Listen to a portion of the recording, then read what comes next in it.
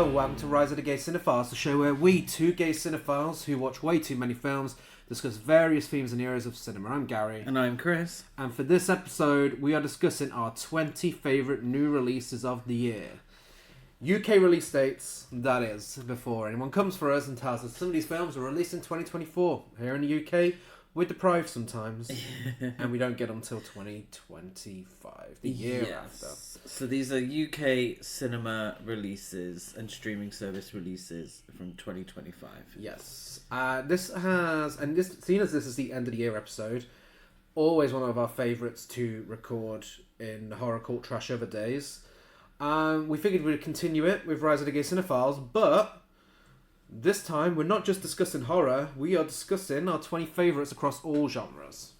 Yeah, because if it was horror, it would have been very, very different. And we love our horror films, and this is maybe a minor spoiler, but some great horror films, but not sure if we could fill a decent top 20. I have a top 20. Horror films. Letterboxd list for it, yeah. Do you? I do. Ooh, I do. okay. So follow Gary on Letterboxd, yes, exactly. if you wish to Dead at see Gaz that. 92 on Letterboxd if you want to know. There we go.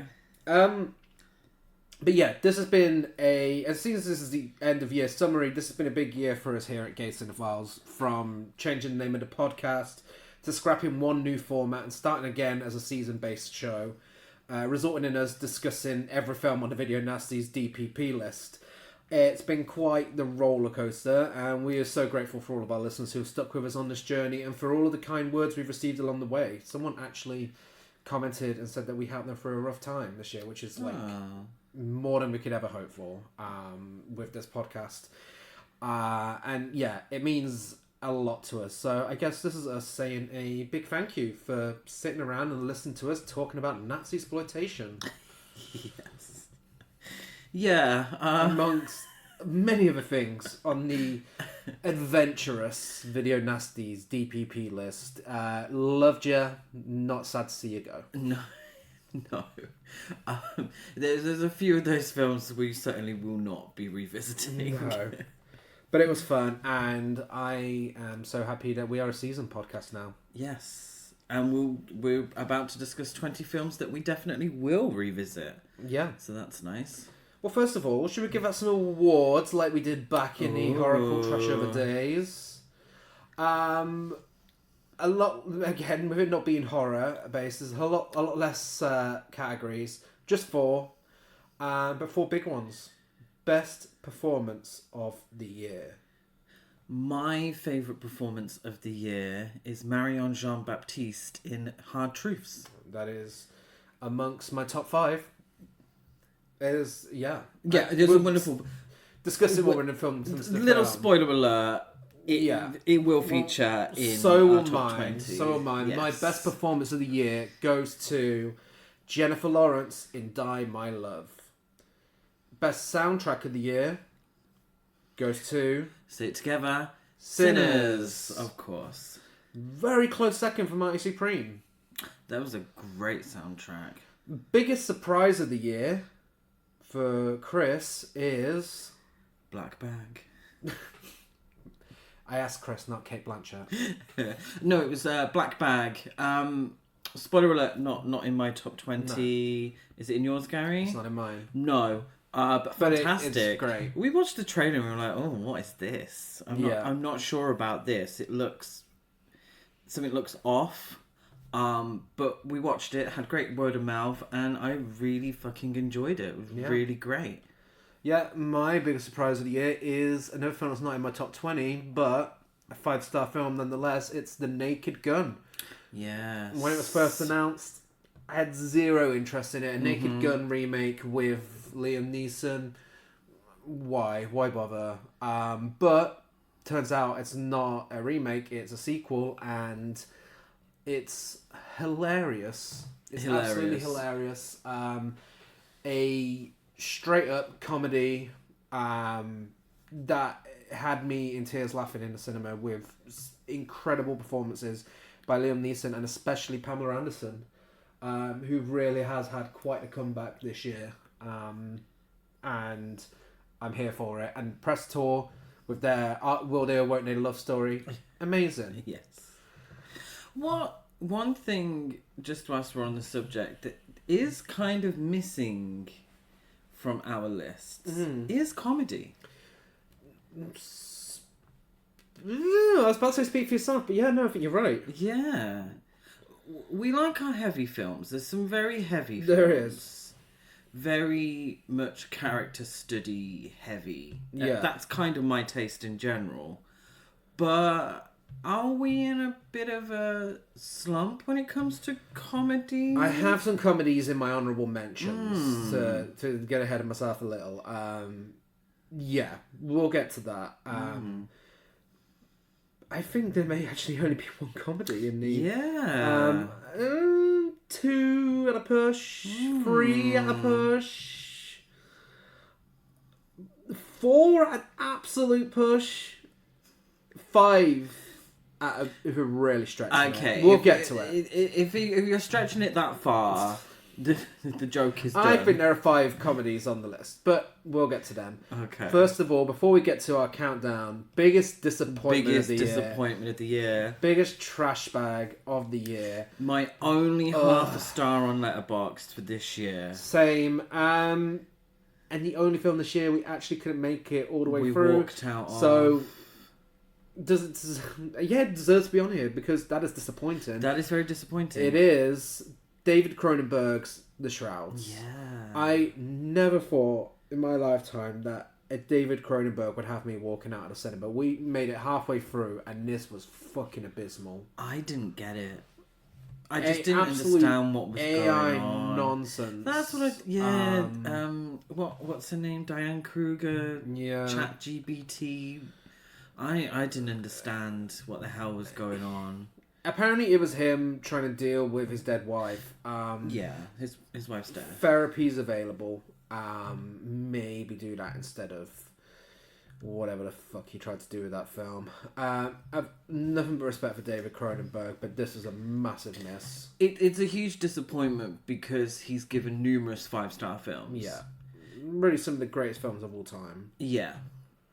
And this was, to me, just a real dud. I don't think I'm the most intelligent person on the planet, but I think I have a few brain cells. And whatever he was selling, whatever was going on, I just didn't understand what he was trying to do. And it just came across... not even like so bad it was funny. It was just really bad. Yeah. Yeah, I didn't get it. Well, disappointment out of the way. Let's get into the countdown on our top 20, technically 40 because there's 2 of us, films of 2025. Coming in first at number 20 from Chris is... All the Long Nights. Very, very good choice. It is a little further down on mine. And as with our top 20 horror films on Horror Cult Trash Over, we will discuss these when they're first mentioned. Yes. And skip past them when they're mentioned again. So, All the Long Nights, please continue. Yes. Written by Kyoto Wada and Sho Miyake. Directed by Sho Miyake and starring Hokoto Matsumura, Mone Kamishirashi, Kiyohiko Shibukawa. And it's the story of Misa, who's battling PMS and stigma, who starts a new job at Kurita Optics. Amidst work and sweets, she meets Takatoshi. Despite his quiet demeanour and struggle with panic attacks, a deep bond forms. Yes, and it is based on the novel Everything at Dawn by Maiko Sal. Yeah. Please excuse any of those pronunciations. I do apologise. I did try. I tried my best. I didn't think I did terribly, but my apologies if I pronounced any of those names incorrectly. Yeah. Yes. So this film yes, kind of came out of nowhere. Yeah. Kind of came out of nowhere. This is part of the Japan Foundation touring film program that we saw at home, where we also watched Ghost Cat Anzu and A Samurai in Time. But this definitely, it's a film that had an impact on me immediately. I feel like for anyone who suffers from anxiety, seeing a character with a panic disorder handled so well on screen is always lovely. It's dealt with really gently and with a lot of heart. Yeah, it's just a beautiful film of two people coming together. And it isn't a romantic film. It's not romantic, is it? No, not really. No, it's more about friendship. It's more about friendship, which is isn't it? always Yeah. is also always a nice surprise because, as we know in the history of cinema, a lot of films like to force romantic relationships. Yeah, and it's just two people who are struggling, coming together and making each other's lives better. Through a beautiful friendship. And it's a very simple film. There's no great sort of hysterics or over the top parts. It's just a really sweet, life affirming film. Yeah, I mean, for me, I took away it's a film about friendship, human connections, and just realizing that there's always help available when you're struggling. Yeah. It's definitely an optimistic film. No, yeah. It feels like a big warm hug. Yes. And it has some really emotional scenes in there, and I really enjoyed the central performances as well. I thought they shared really wonderful chemistry. Again, sometimes I think it could be more difficult to provide believable chemistry as friendships rather than romantic relationships. I think there's a lot more to work with, and I think that's dealt with really well here, and they're believable as this lovely duo. Yes. Highly recommend. Yeah. Up for my number 20 is The Life of Chuck. Ah. The Life of Chuck is written and directed by Mike Flanagan, based on the short story by Stephen King, starring Tom Hiddleston, Jacob Tremblay, Benjamin Pajak, and Cody Flanagan, all as the titular character. It's about a life-affirming, genre-bending story about 3 chapters in the life of an ordinary man named Charles Krantz. The first of numerous Stephen King adaptations released this year, and the first of 2 on this list for me, anyway. Again, and you're going to hear this quite a lot, actually. It's been quite the year for it. It's another life-affirming film. Yeah. Incredibly touching and so compelling from start to finish. Mike Flanagan is a fantastic director who has predominantly done horror up until this point. And obviously Stephen King, known predominantly for horror. So taking both of them out of their comfort zones and putting them into this really heartwarming drama about human connection and mortality, it works so well. It really, really works and just shows how much of a talented director Flanagan really is. Tom Hiddleston is incredible in that lead role when he gets his screen time. It's also nice to see some scene-stealing performances from Mark Hamill, Matthew Lillard, Heather Langenkamp. Yes. And, of course, Karen Gillan as well. Yeah, it's just a really beautiful story told in a way that could have been schmaltzy, but it isn't. It's just on the right side of schmaltz, I found. Yeah. It's just a very beautiful, tender story of a life. And it's very life-affirming in celebrating the everyman, the ordinary man. Yeah. Really. And we've had that quite a bit this year, like we you have, said. We have. And I know what you're thinking. Oh my god, you guys are talking like this about a film about a man? Yes. You homosexuals, you don't do that. You love films about women. But this is a testament to how good this film is. And it does it in a way that I wasn't expecting either. I like the way it told the story. Like, I really enjoyed that. And there's a twist in there. There's a twist as well. And I really appreciated that. It came at it from a different angle. I really appreciated its themes of multitudes in human and what it is to be human and to live and to exist in this world. Yeah.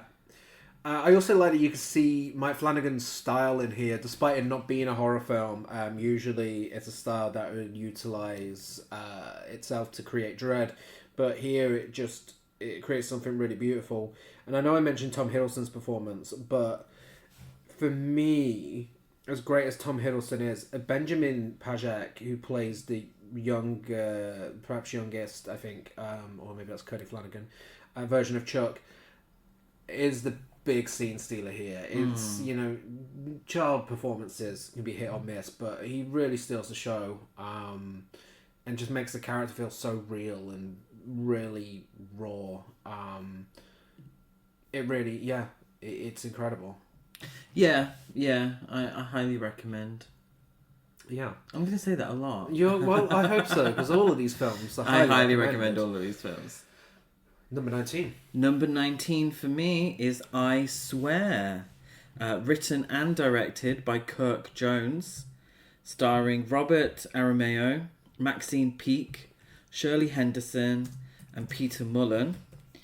It is the story of John Davidson charting his journey from a misunderstood teenager in 1980s Britain to a present-day advocate for the understanding and acceptance of Tourette's syndrome.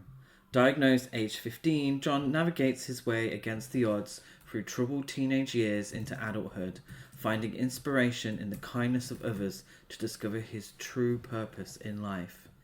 This one really caught me off guard. Because we saw the trailer a lot. Yeah. And throughout the trailer, there is humour in the Tourette's syndrome. Yeah. And a lot of the audiences we were watching with laughed. Yeah. And it got a chuckle out of me because of the way it was presented. And the film itself doesn't tell you that you're not allowed to find it funny in certain situations. But there is layers to this. There's so many layers. And there are human beings behind Tourette's syndrome. Yeah. And that, I feel, and I believe John Davidson felt, was being forgotten. Yeah. That these are human beings. These are people who have to navigate their lives in different ways to others because of this. It may seem funny, and the people in John's life found it funny at times, but also it led to incredible cruelty. Yeah. And again, it's another film that deals with the power of friendship and chosen family. Yeah. And how each of us can learn from others and support others. Yep. I just thought it was a wonderful story, beautifully told, quite simply told, and it didn't need any more because it's a subject matter we don't see a lot of. So we didn't have Which to is always see it refreshing from a different angle. Absolutely. This is a story that I didn't know of, and it's made me. It's given me a better understanding of Tourette's syndrome. Which is all you can ask for from a film like this, really. Biopics come and go quite a lot these days, and a lot of them follow the same sort of formula, but this felt like one of the most honest, most sincere, most grounded biopics I've seen. Like, there's no big Hollywood ending to it. It doesn't feel like it's dramatized for the big screen. It just feels like it's telling you as it is, as it happened. And I think that sort of honesty really adds to how effective the film is and how much heart is to be found within the storytelling of the film and of this real life story. And I think Robert Aramayo and Scott Ellis Watson both do such a great job as John Davidson. You could tell a lot of research and a lot of care had gone into these performances. And Maxine Peake and Shirley Henderson are both phenomenal as well. Yeah, I loved Maxine Peake's performance. Loved her character of Dottie, but I really, really enjoyed her performance. Yeah, it's always refreshing when you can add a biopic to a best of the year list. Again, so many of them. But this is, I'd say this is the best I've seen all year. I think I can safely say that. I don't think there's anything else on my list that'll go against that. It depends how you define one of the films coming up. Okay. Yeah. Well, You'll have to let me know when I get to it. Yeah. But I don't think it's going to be my number 19 because my number 19, if you're done talking about I Swear, I certainly am, is Flow. Hey. Written and directed by Gints Zibolidis, co-written by Mattis Kaza and Ron Dyens. It stars Gints Zibolidis, Alexander David Bobson, Giselle Connors, and Billy Clanson. And I say stars loosely because they just make animal noises. Yes. There's no dialogue in this film. And it's about Cat, who is a solitary animal, but as its home is devastated by a great flood, he finds refuge on a boat populated by various species and will have to team up with them despite their differences. The film that won Best Animated Feature at the Oscars, as discussed on our Oscars episode, and I think discussed on another episode before that, I'm back again to tell you how Flow is a masterpiece.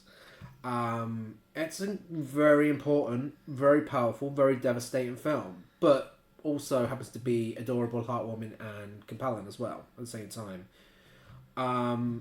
It looks stunning. I love the style of animation here, and it really adds so much to a film where you don't get any sort of dialogue. It adds so much to the emotions of these animals, and it tells you all you need to know without any words. You know exactly what's going on in this film, despite there being no dialogue. Yes. It feels groundbreaking. I don't think I've seen an animated film like this, because usually you would have the animals talking to each other. Yeah. And it would be quite difficult to create believable characters in a film without being able to use dialogue. That's why in so many animated films the animals speak to each other, because dialogue helps us to create and see a fully formed character. To be able to do that without dialogue is incredibly skillful. I was so invested in this story. Yeah. Completely, from start to finish. I thought it looked beautiful. I thought it sounded great as well. And I really had I had a fun time with it. There are fun moments, but there are incredibly sad moments, and I feel the message is essentially stop fucking up the planet. Well, yeah, it's a film about climate change. Yeah. And a film about chosen families and about trust. And Again, chosen families. Yeah. And it does all of this without saying a single word. And within 85 minutes. Yes. What I love is it showcases how advancements in technology allows filmmakers who may not have had other opportunities because of funding, because they're not Nepo babies. I've got too much into that. It allows them to create. And you wouldn't have had a film like this if we didn't have the technology for him. If I remember correctly, he used some kind of very available software. Yeah. Please, forgive me, I don't remember. It's not my forte. And not AI. This isn't me advocating for AI. AI does not replace any of this hard work. And this genius. is an example as to why AI is fucking pointless. Exactly, because you creatives can create something incredible, and you make an incredible scratch. Oscar-winning Imagine film. Yes. AI could never create something as heartwarming and beautiful as this film. Yeah. So, yeah. And the moral of this is AI can go fuck itself. Yeah. But yeah, it took ages to get a UK release. It was more than worth the wait, and it's a 2025 film for us here in the UK, and it was incredible. Yeah, it's. I'm not even sure. I think All the Long Nights was the first film that will. If you go on Letterboxd, it's 2024, but UK release 2025. Yeah. Which brings me to my number 18 film. Yeah. Flow. Oh, well, there we go. There we go. And my number 18 film, the other one that got nominated at the Oscars, Memoir of a Snail. Oh. Which is written and directed by Adam Elliott, starring Sarah Snook, Cody Smith-McPhee, Jackie Weaver, and Eric Bana.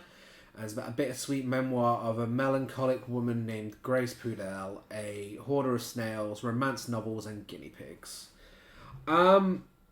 This is my number 18, but Chris, would you like to take it away? Yes.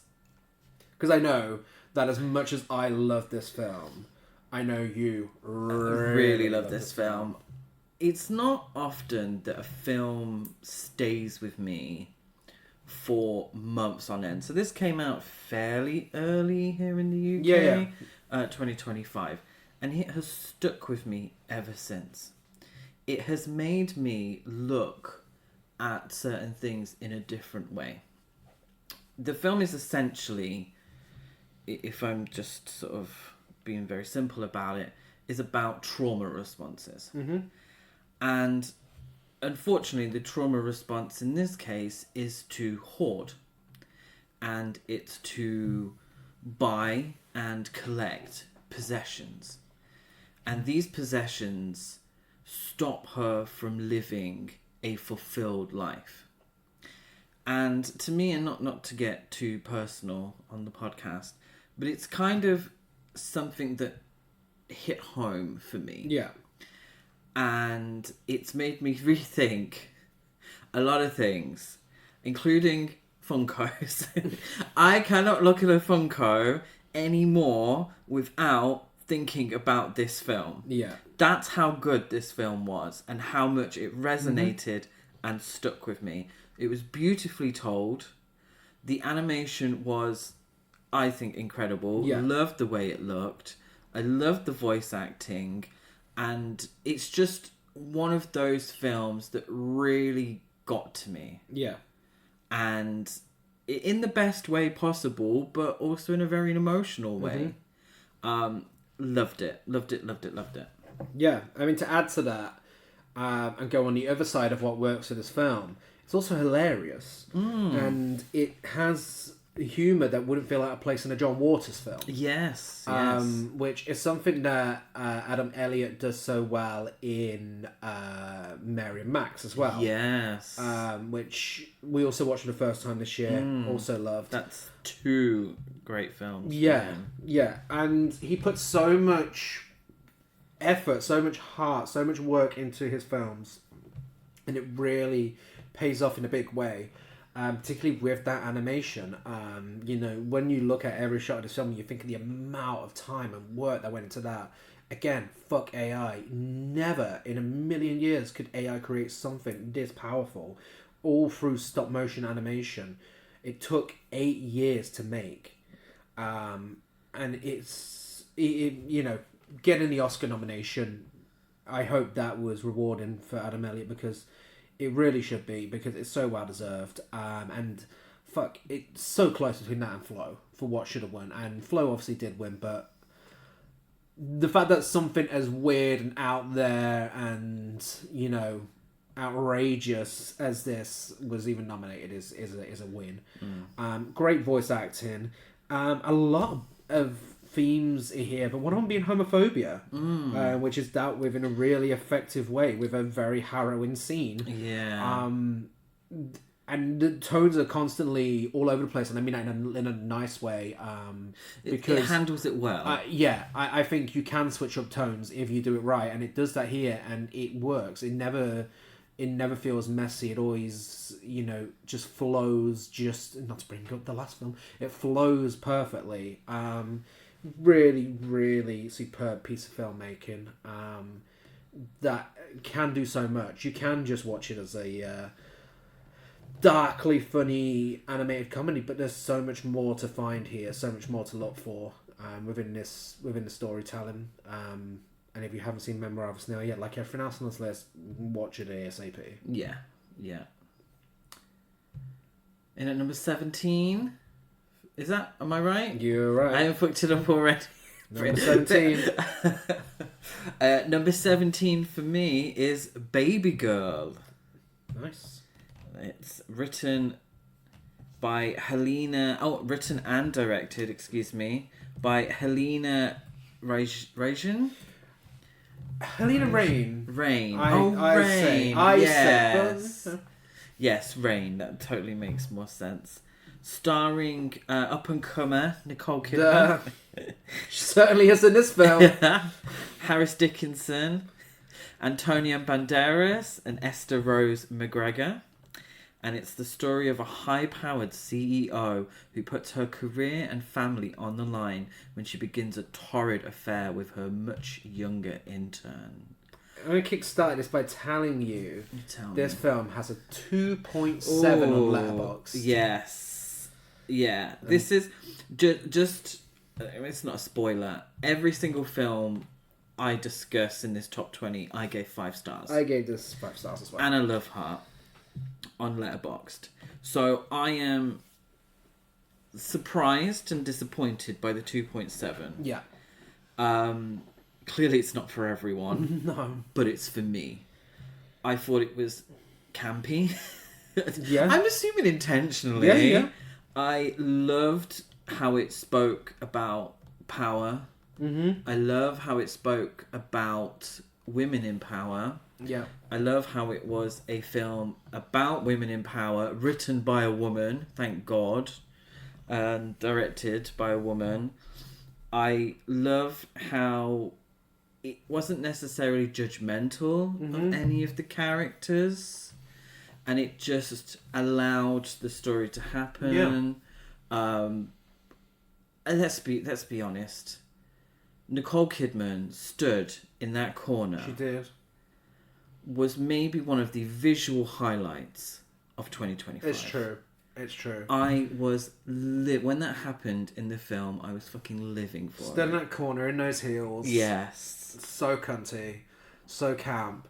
And as you probably know from listening, if you've listened to this podcast for 6 years, we love an erotic thriller. And that's exactly what this is. It's an erotic thriller, but made by a woman. And I don't know, maybe that's what some people have struggled with. But for me, it kind of, for all of the sex scenes, there's a very specific focus on Nicole Kidman and her pleasure. And that is such a refreshing change for erotic thrillers and sex scenes in films in general.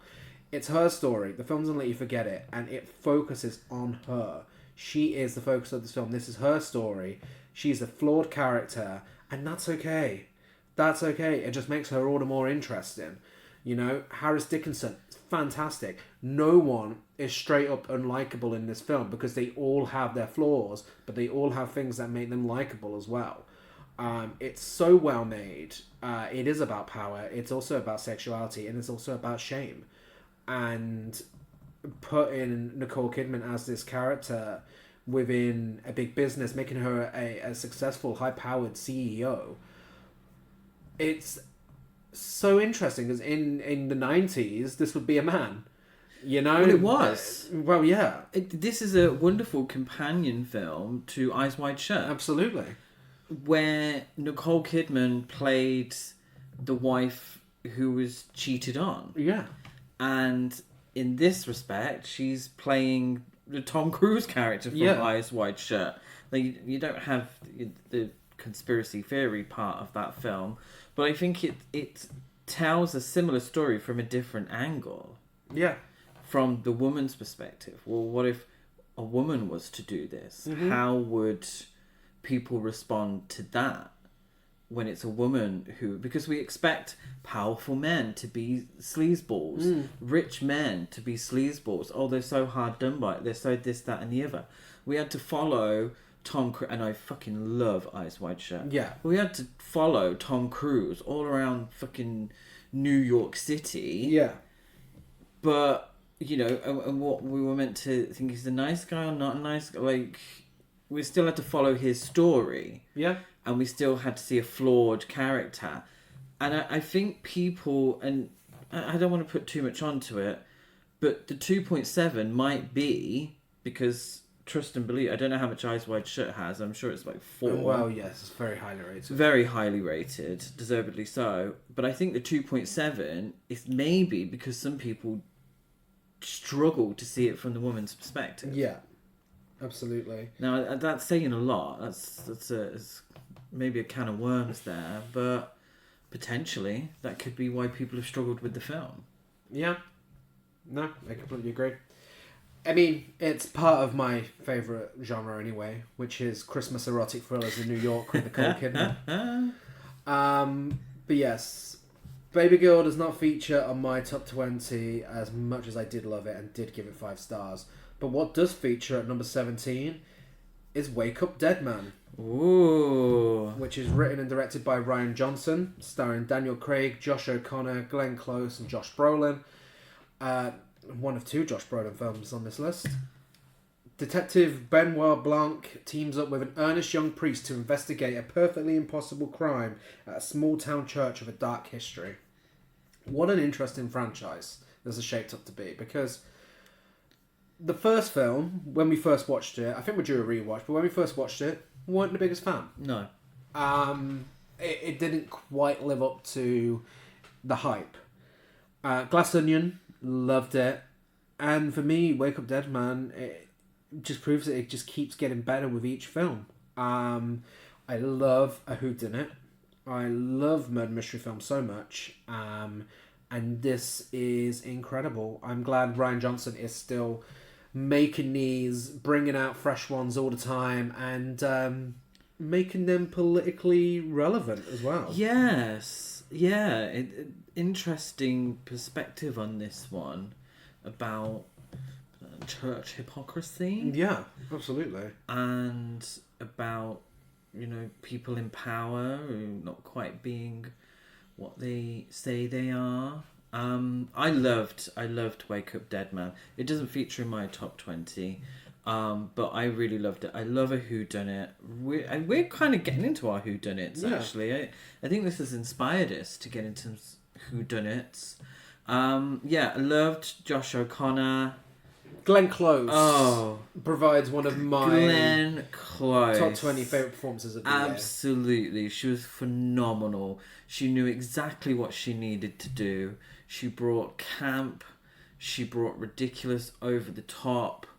Really a wonderful performance, as always, from Glenn Close. Yeah, if we're going to get one surprise with Oscars nominations this year, I'd love to see it be Glenn Close. That would be great. She's really overdue winning one. Yes. And the Oscars seem to love comedic performances in recent years, and this is a phenomenal comedic performance. It's so funny, and obviously she's straight off of the other stellar comedic performance of the year, where she's compared to George Washington in All's Fair, and says the incredible line, "Wouldn't everyone be so much happier if your mother just swallowed?" Straight off that and straight into this, and it just shows her range. I love her so much, and she's incredible here. But again, actors who I didn't mention when I said who's in it, we also get Jeremy Renner, Andrew Scott, Kerry Washington, Kaylee Spaney, Daryl McCormack, Annie Hamilton, and everyone gets at least one standout scene. Yes. Rian Johnson knows how to do an ensemble cast really fucking well, and gives everyone their moment. And this is no exception, but it's Glenn Close's film. It's Glenn Close's world, and we're all just living in it. This is her film. A film about faith, guilt, morality, humanity. Just themes just executed so well, with so much humour, and really great mystery. Yeah, and that fundamentally, that's the most important part. Yeah. It's the murder, it's the mystery, it's the how do we solve this murder, who did it, how did they do it, and that is excellent. Yeah. That is really excellent. And I think that's maybe potentially the unfortunate part about us rewatching Knives Out, is that I know. Yeah. I know who did it, and I think sometimes that can... I don't know. And maybe it'd be better on a rewatch because of that, potentially. But yes. So we're now at number 16. Number 16 is, for me, Train Dreams. Ooh. Which our most recent watch, actually. It is. We watched it before recording. Absolutely. Written by Clint Bentley and Greg Cuidar. Directed by Clint Bentley.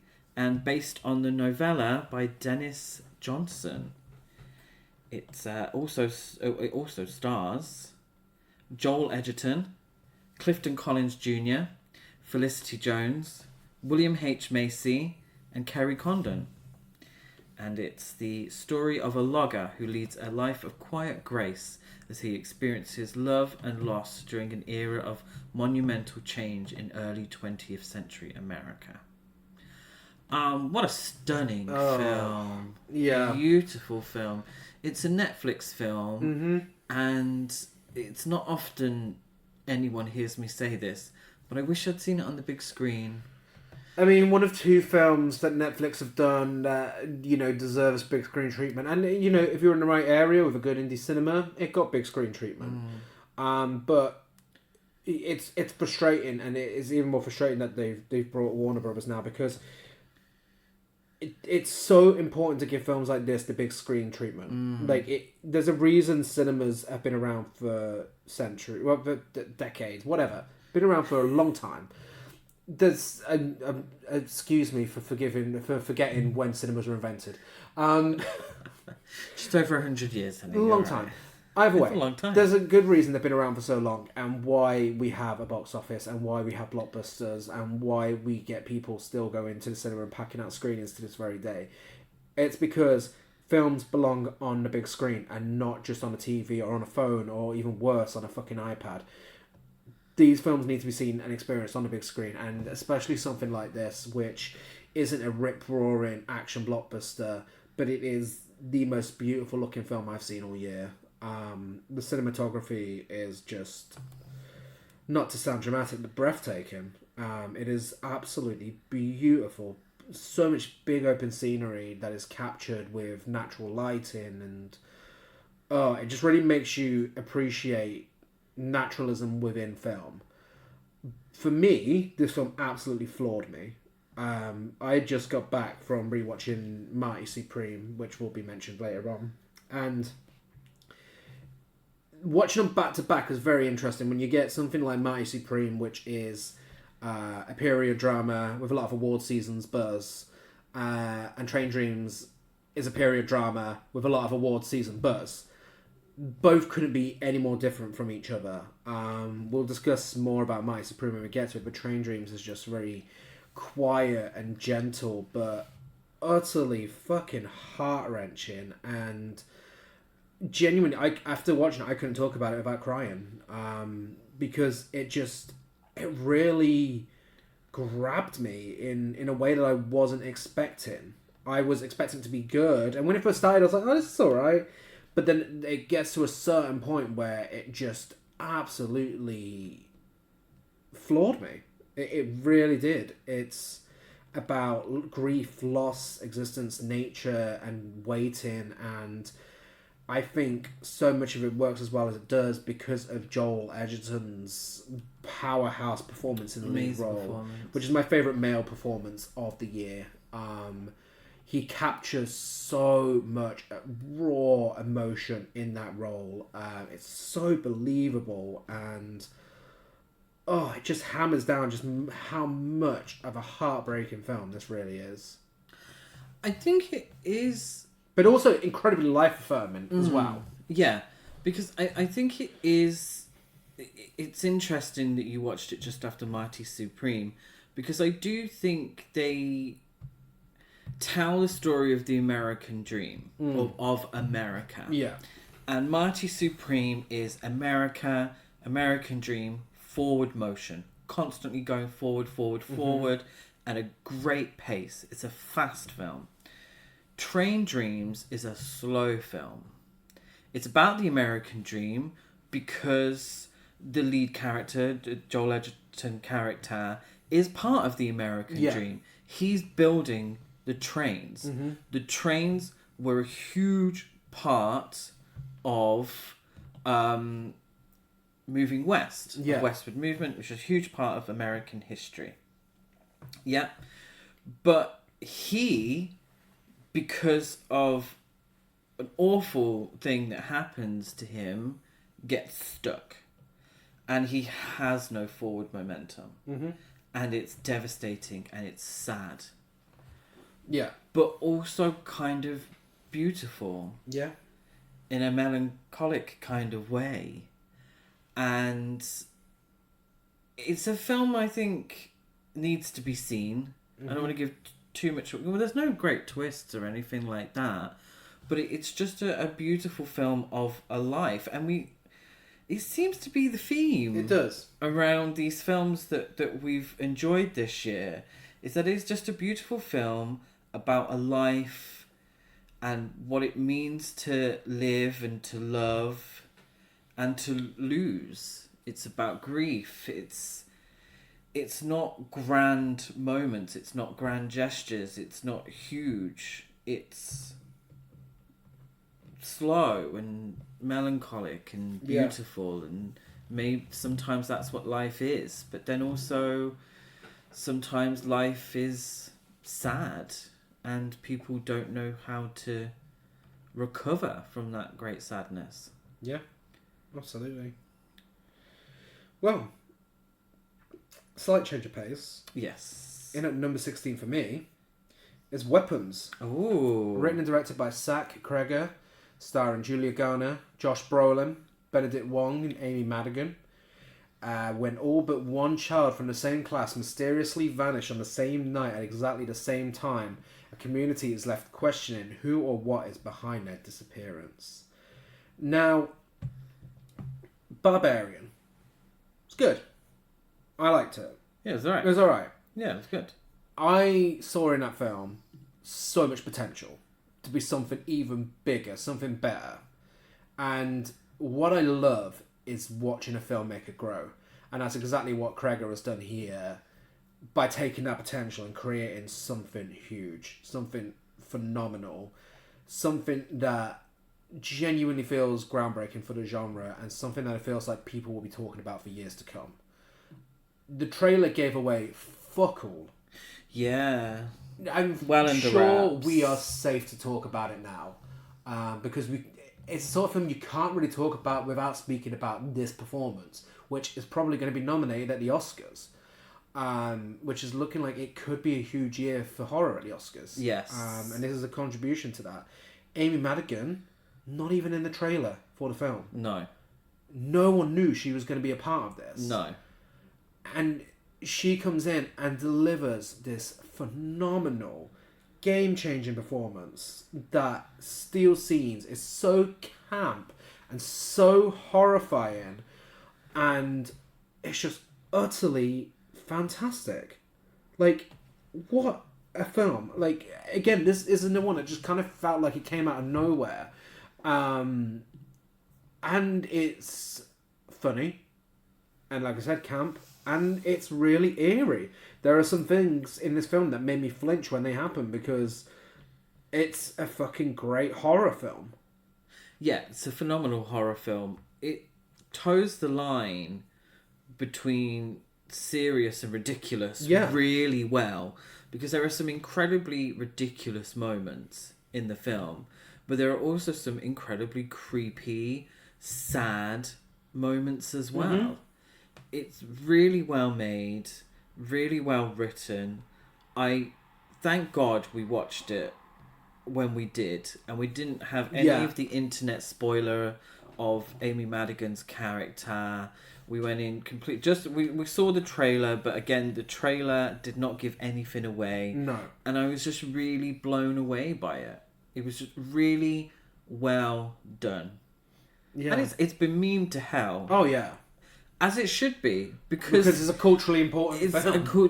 And thank God that we're getting these original films, original scripts that are doing well at the box office. Considering what it is, it did very well at the box office. And I think it's interesting you said about how this year, hasn't been, about as whether we'd be able to get a top 20 horror or not. The 4 horror films I have on this list, 5 horror films, oh my god, what is it with me today? 5 horror films that I have on this list are fucking huge hitters.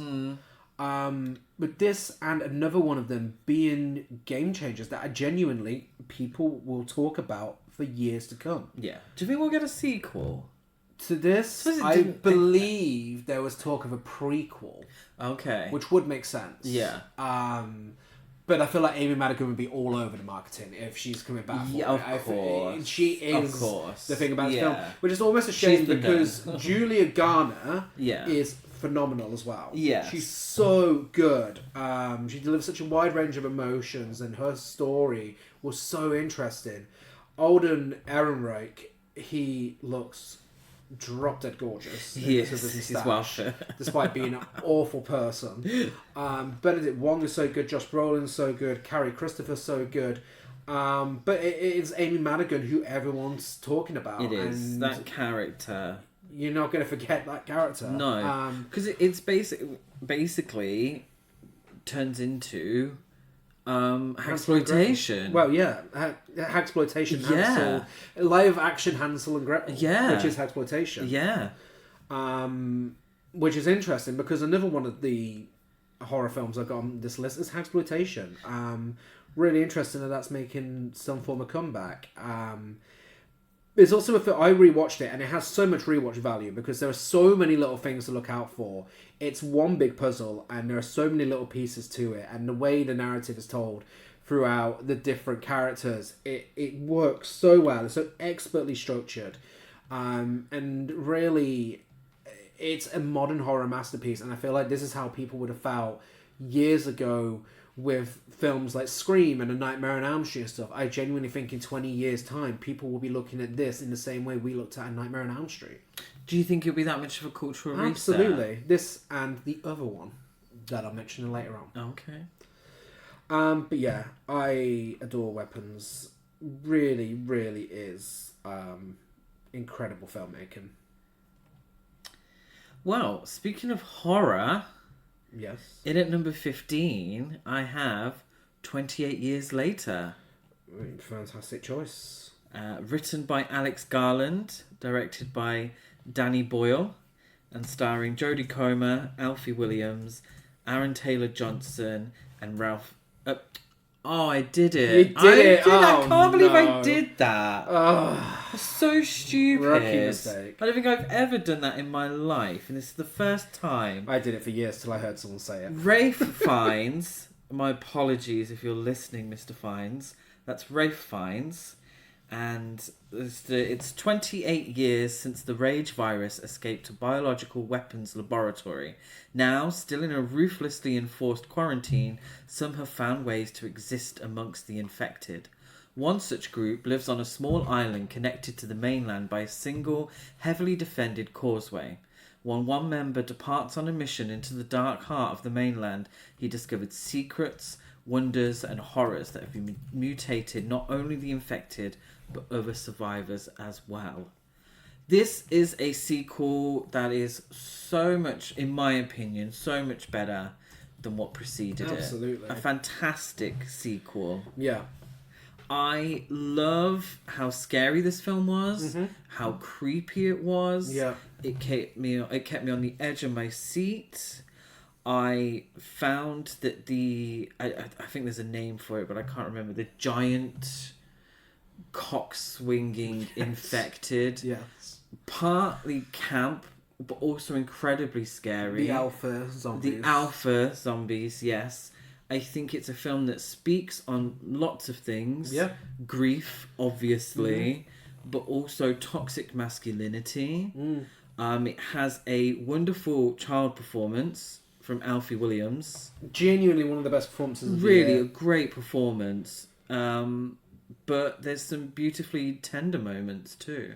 Yeah, I mean, especially between him and Jodie Comer. Yeah. There's an incredibly touching storyline that makes this feel very human, which isn't the easiest in a zombie film. Post-apocalyptic zombie film. There's usually a very distinct theme and tone, but this, it feels like it completely throws all that out the window and does its own thing. It feels original. It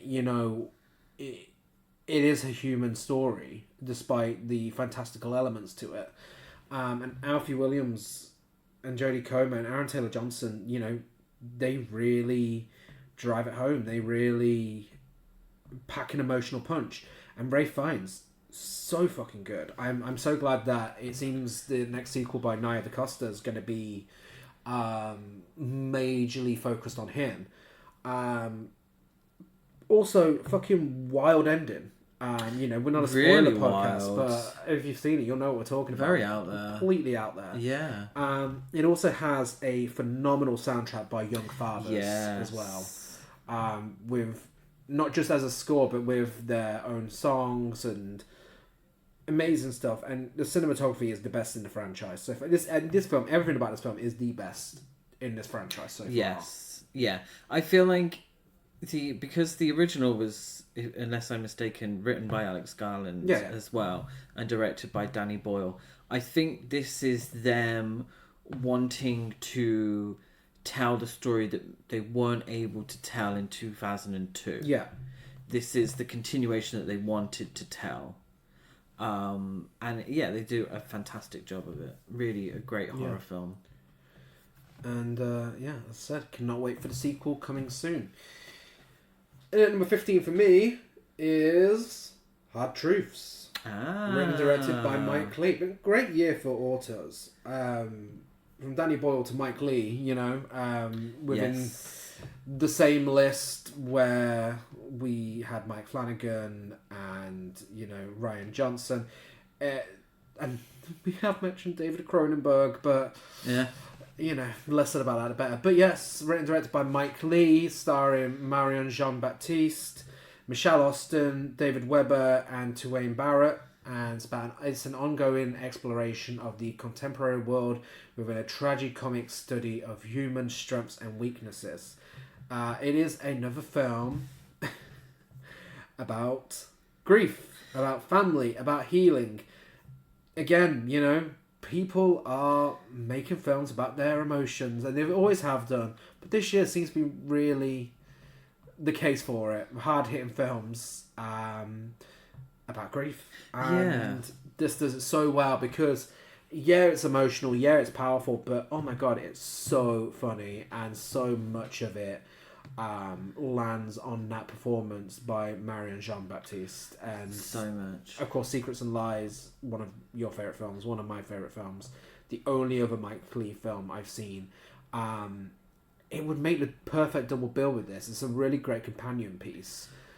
That's not true, Ellen. No? You've seen Abigail's Party. I have seen Abigail's Party. I thought you were saying it wasn't true about the companion piece. No, of course not. No. Abigail's Party is another first-time watch from this year. Yes. Which is very Mike Leigh, but so different to this and Secrets and Lies to the point that it was easy to forget that it was Mike Leigh. Yes. But, this is really phenomenal. Pansy... no, I'm not talking to Chris. The lead character in... the lead character in this film is one of my favourite characters from any film this year. She's so layered. There's so much to her, and she's so compelling, whilst feeling like someone that you could know. With this being a British film, and with her being a very familiar character, Yeah, what I love, and it's my performance of the year. What I love about Marion Jean-Baptiste's performance is that she makes Pansy likable, in the sense that we want the best for Pansy and we're interested in her story, but she is an abrasive woman. She's very angry, she's full of rage. Every interaction she has with anyone ends up in her being rude or aggravated or feeling misunderstood or not heard.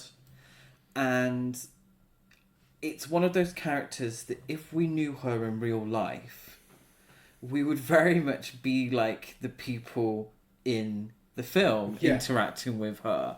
Like, oh my god, what is this woman's problem? Well, the film is about what is this woman's problem. This is about the reasons why she's like this, what she's dealing with. And it's a beautiful performance by Marion Jean-Baptiste, because despite her being abrasive, it invites you in to her story. I do want to know more. I do want to I want the best for this character, and no spoiler, but there isn't a definitive ending to her story. It feels very real. I love it, and Mike Leigh is so good at this. Is creating films that feel real. I feel like I know these people. I feel like I could meet these people down the street. Again, we keep saying it, but it's a great year for it. Stories about real life, real people dealing with real life, real people issues.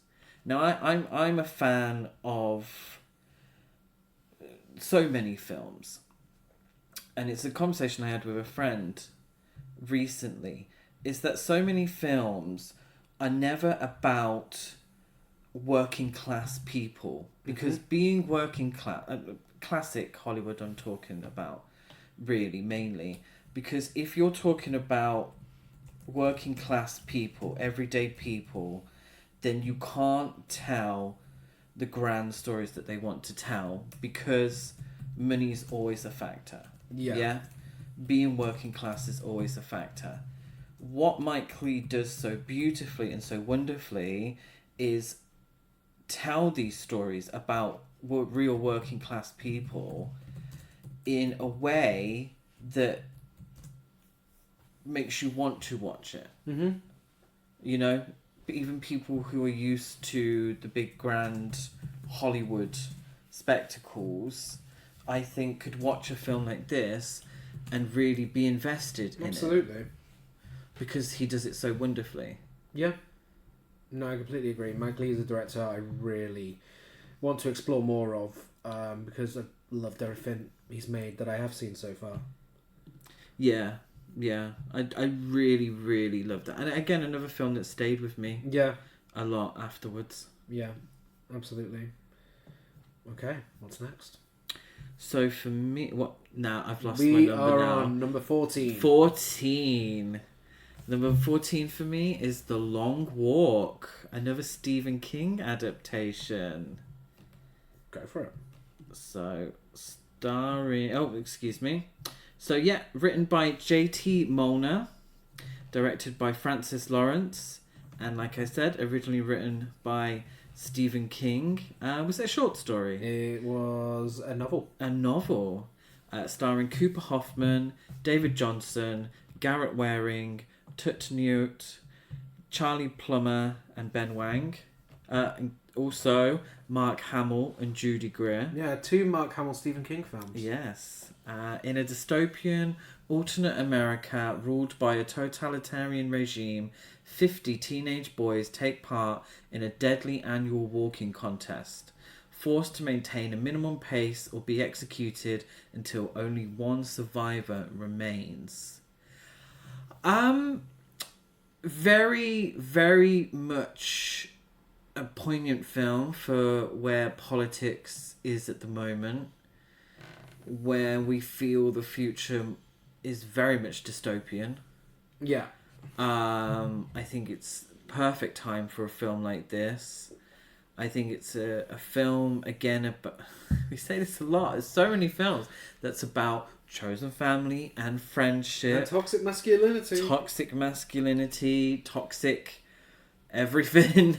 About the scariness of the military, of politicians and those in charge. Our fears for the future. Our fears for the future of the planet, of our resources. It's a great film because it does all that, but also manages to keep the tension high. Yeah. And still have really emotional moments, which I think sometimes films struggle to do with male friendships. Mm-hmm. It is the male friendships that's the heart of the film. There's also the relationship that Cooper Hoffman has with Judy Greer, his mother. Yeah. Dealing with the grief of his father's death and all of that stuff. But I think what really resonated with me the most was this friendship that builds. And you get to the point where you're so invested in these friendships that you forget that essentially, and this is no spoiler, the aim of all of this is that only one will live. Yeah. Only one will survive. And you start to not want anyone to die. Yeah. Which is incredibly important to the film. And it's a testament to the great writing that you get to that point where you're... It's not like sometimes with horror films where you're like, oh, just kill them. It's fine. A couple of guys Wow. that we don't particularly like. But even they kind of don't deserve... You don't feel like they deserve to die because it's such a horrible situation. Yeah. Very brutal. The first time... This isn't a spoiler, but the first time one of them is killed is incredibly shocking. Yeah. And that's the thing, you know, on paper, you are looking at a film that's just under 2 hours and it's just a group of men walking. Oh. But it's so so much more than that. And it is through the character development and it is through the brutalness of the violence here that makes it so impactful. Excuse me. And for me, Cooper Hoffman is great, but David Johnson... From this and Alien Romulus, oh my god, he is such an exciting up-and-comer. I love him so much, and he always delivers such great performances. I think it's really... Because obviously he was in Rye Lane as well, which was phenomenal. I think it's only a matter of time before he's nominated for an Oscar. He won he won the BAFTA, didn't he? Rising Star BAFTA. I think so. I believe he did, yeah. I mean, deservedly so. But also, Judy Greer, she gets such a small amount of screen time, but oh my god, she makes the absolute most of every second, delivering so much emotion within such a short amount of time, and it might actually be my favourite performance of hers within this short amount of screen time. It's incredible. It's really well shot. It's just a really effective story that, you know, again, another big hit horror film from this year for me. I really think it's psychological horror at its best. And I think giving it to Francis Lawrence is a really great choice because obviously Francis Lawrence made The Hunger Games.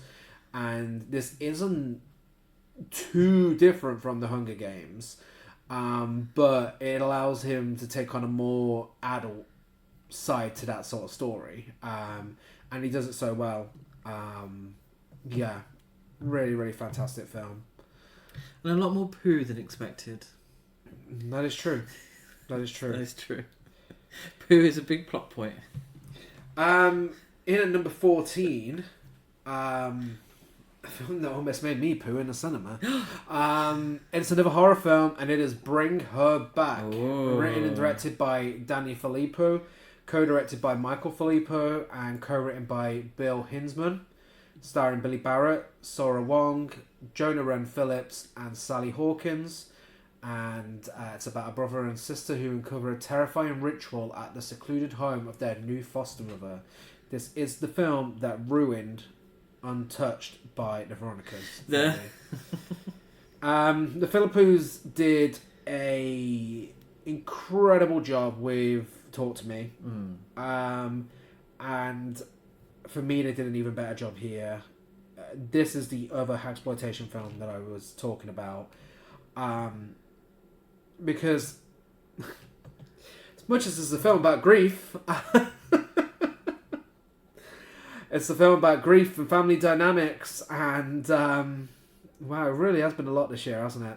A trauma, holding on to people you were close to who have passed. And my god, it does that very literally here. This is...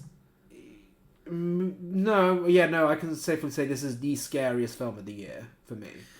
There are scenes that I had to look away from, which had this Talk to Me had the same effect. These guys know how to make a fucking scary movie. And this does it so well, whilst also maintaining its themes and not feeling exploitative. It's devastating. It's disturbing. and there are so many scenes that I don't think I will forget anytime soon. Yeah, it's incredibly grotesque at times, very over the top, very gory, Yeah.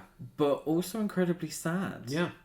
There's a lot of emotion there, and it's a testament to Sally Hawkins' performance that she's able to convey both of those. Mm-hmm. Sally Hawkins is known as for playing quite sweet characters. We know her from the Paddington films as a very lovable, caring mother figure, and she's kind of plays on that here. Yeah. She is a loving mother in this film, just in all the wrong ways. Yeah. Who I give a lot of credit to as well. Sally Hawkins is the standout. Absolutely phenomenal performance. Really amazing.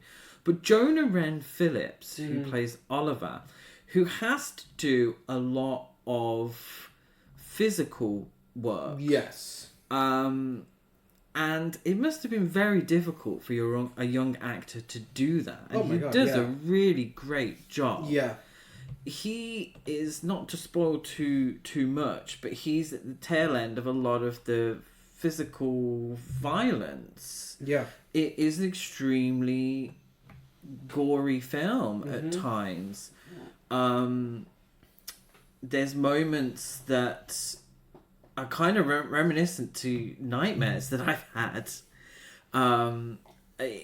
Just a really full-on film. Yeah. Yeah, great film. It's some of it is genuinely stomach churning. There's one scene in particular involving teeth and a knife that made me feel physically sick. I've had nightmares about that exact thing. Yeah, it's absolutely revolting. Yeah. But yeah, it just, for me, it just really feels like it pushes things as far as it can go with horror, without feeling doesn't exploitative. feel exploitative, exactly. And you know, first and foremost, this is a possession film, and it's so easy for possession films to do the same fucking thing over and over again. But this is such a fresh take on it, such a refreshing take on it. And it's nasty. It's really nasty, but there is heart here. There's a sincerity here to it that really makes it something more than just this really scary film. Yeah, it's not edgelord bullshit. No, it's got a heart and it's got a purpose. And really likeable characters as well. Like the siblings, Andy and Piper, played by Billy Barrett and Sora Wong, so likeable, and you want them to get through it. Really, really incredible stuff. And my letterbox is telling me that we watched it after Cannibal Holocaust and before The Devil Wears Prada. I think we needed a break. If I remember correctly, we said to ourselves, we need something lighthearted. I think I said, I cannot watch another intense horror film. We need something lighthearted. And so the obvious choice is Devil Wears Prada. What is number 13 for you? Materialists. Material Girl. Written and directed by Celine Song, starring Dakota Johnson, Chris Evans, Pedro Pascal in the main roles. And it's about a young, ambitious New York City matchmaker who finds herself torn between the perfect match and her imperfect ex. Makes me so sad to say that I need to inform you that this other female-directed film has a 3 on Letterboxd. Yeah. Now, let me tell you right now, this is maybe the most criminally misunderstood film of the year. Yeah. We are Sex and the City girlies. Yeah. And we love a film about successful women finding love in New York City. But I would say this is a little more. There's so much more. There's a little more here. This is incredibly intelligent. We love Sex and the City, Yeah. and we think Sex and the City speaks to so many people. Oh, God, that wasn't a diss on Sex and the City, but it's sometimes these Well, the better rom-coms, comparison. these New York City rom-coms are seen as fluff. Yeah, the better comparison is the day we watched this was the day we watched the finale of And Just Like That. And let me tell you right now, Celine Song made a better Sex and the City film here than anyone did with those episodes of And Just Like That. Because what I believe the film is talking about is about love and finding love, but it's about expectations. It's about how the modern world has told us that we should see people and potential matches in a mathematical way. And that's what Dakota Johnson's character Lucy does. She sees love, she sees romance in a mathematical way. You're this high, so you should be with someone who's this high. You're this way, so you should be with someone who's this way. Or you make this amount of money, so you're looking at this kind of person. And what the film is about is that is ultimately bullshit. Yeah. And it's about being perfect on paper, but not being perfect in life. It's about expectations. It's about men and women and love. Yeah. And finding it at a place you didn't expect. Even if it's inconvenient. Yeah. Even if it's not how you saw things. And okay, so it's a theme, it's a story that's been told many times. But I love the way that Celine Song, wrote it. I love the way Celine Song has made this film. It's a perfect look at modern dating. And, it covers a lot of corners of it. It isn't scared to take a serious tone shift outside of its romantic comedy moments. And it is romantic, it is funny, and it is serious. It's a really good blend that says things that a lot of other films don't say about modern dating. Yeah. It's so good. Dakota Johnson provides a career best performance. And I know it's Dakota Johnson, but it is a really great performance. Chris Evans, Pedro Pascal are both great. But Zoe Winters probably provides the best performance of the film as Sophie, who only gets 3 scenes or so. And those scenes really pack a punch. It's a very memorable performance. And it's a beautiful looking film as well. Celine Song is such a phenomenal director. And it looks incredible. New York looks incredible. New York feels like an additional character, as it should whenever it's used in films like this. Yeah, a lot of people thought that it was demonizing poor people, but it's absolute nonsense. It's a massive misconception. That's not what this film is doing. And Celine Song herself has said in interviews, you've not understood the film properly. Yeah. It's a very intelligent rom-com that also feels like a throwback to the rom-coms of the 2000s at the same time. I love it. I really love this film. Have you said all you have to say about Materialist? Yes. Well, I just talk about Dakota Johnson. Dakota Johnson is for me a little a little hit and miss as an actress. Yeah. She's given decent performances and she's given Madam Web. Mm-hmm. I think this plays into her strengths. Yeah. I think as a romantic lead, she does well. She does. If she's our Meg Ryan, then great. Yeah. Fantastic. I've got no problems with that because I think it plays to her strengths incredibly well. Yeah. And she tried to make Pedro Pascal and Chris Evans kiss on the press tour, so... Yeah. And I also love the fact that... Because and I feel like it sounded like I was dissing Sex and the City earlier. I'm absolutely not. It's one of my favourite shows ever. We're about to start the 50th rewatch of it. It's incredible.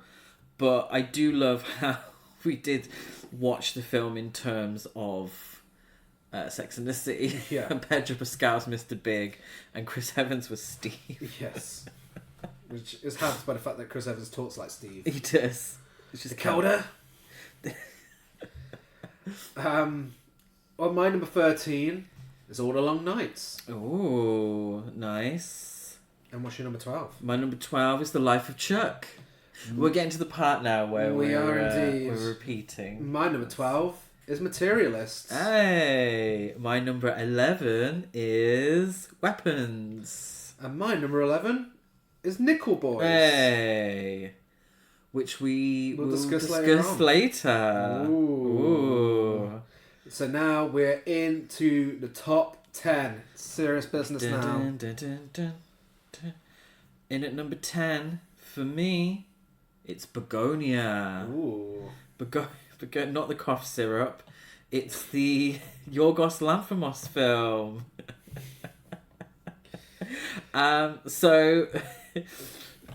Sorry.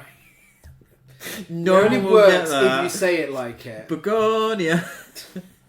Cough syrup with clout. Sorry. Wow. Written by Will Tracy, directed by Yorgos Lanthimos, and originally written by Yang Yun-Wan. It's a remake of a film that saved the Green Planet. Yes. There we go. I do have a memory. Starring Emma Stone, Jesse Plemons. Sorry. Why has that tickled me? We've made that joke so many times. It's really tickled me this time. Anyway, starring Emma Stone, Jesse Plemons, Aidan Delbis, Stavros Halkias, and Alicia Silverstone. Yes. And it's the story of two conspiracy-obsessed young men who kidnap the high-powered CEO of a major company, convinced that she is an alien intent on destroying planet Earth. What a fucking weird film. Yeah. Oh, weird-ass film. Perfect Lanthimos. Oh. I think it was last year where we watched all of his films in 1 year. Yeah. And this is just pure Lanthimos, which is amazing considering it's a remake of another film. And one of the rare instances of a remake outdoing the original. I think it was a film that needed a remake. Yeah. Because we watched the original and I enjoyed it. And I thought to myself afterwards, I'm glad they're remaking it. Yeah. Because I feel like it could be more than it was. And this is more. Yeah. I really fucking enjoyed the hell out of this film because it's so wacky, so out there, so strange. Every twist, not twist, but every turn that the film takes, that the plot takes, and twist and turn, I was enthralled by. Yeah. I was entertained. I was so entertained. I loved the performances. I don't want to give too much away. I guess what we can say about giving too much away is it's bleak. And I can honestly say, although it's not listed in the genres, this is a horror film. Yeah, it is bleak, but kind of in a wacky way. Yeah, it's about political hopelessness. Yeah. It's about corruption. It's about paranoia, mental health, reality, and the cruelty of humanity, which is what Save the Green Planet did good. This does it even better. And updates it to modern day. And, the themes are incredibly relevant. But it's also hilarious. It's really dark, but it's hilarious. Not to give too much away, but there is a moment where a head flies through the air. And I almost started giving it a round of applause. I thought it was absolutely hilarious. It's something that Lanthimos does so well is managing to make these incredibly bleak and dark films hilarious. Yeah. It's got that exact distinct style, but a cinematography that is in all of the films that Lanthimos has worked on with Robbie Ryan. And it looks so good. It's a really distinct colour scheme to it, and the framing feels like it's giving you a lot to look out for. Like there's always going to be something there in the background, which adds to how intense it is at times. Really great needle drops. And yes. Emma Stone is sensational. Yeah. As always. Love Emma Stone. Awards buzz again for Emma Stone because she deserves it. She is phenomenal. But also Jesse Plemons. Jesse Plemons is great. But Aidan Delbis incredible performance. Really, really fucking good. Really good. I'd like to see some awards recognition come his way. Yeah. Because I think he was very, very good in that role. I enjoyed the fuck out of this film. Yeah. Yeah, it really is incredible. And one of those films, going back to what we said earlier, that needs to be seen on the big screen. Yeah? Well, yeah, for me anyway. Yeah. That is one. But I do believe Train Dreams needs to be seen on a big screen. But some of my happiest memories of watching films is a VHS copy on a tiny little TV in my bedroom growing up. Sadly, that's not possible with Bugonia, so we're going to have to... No.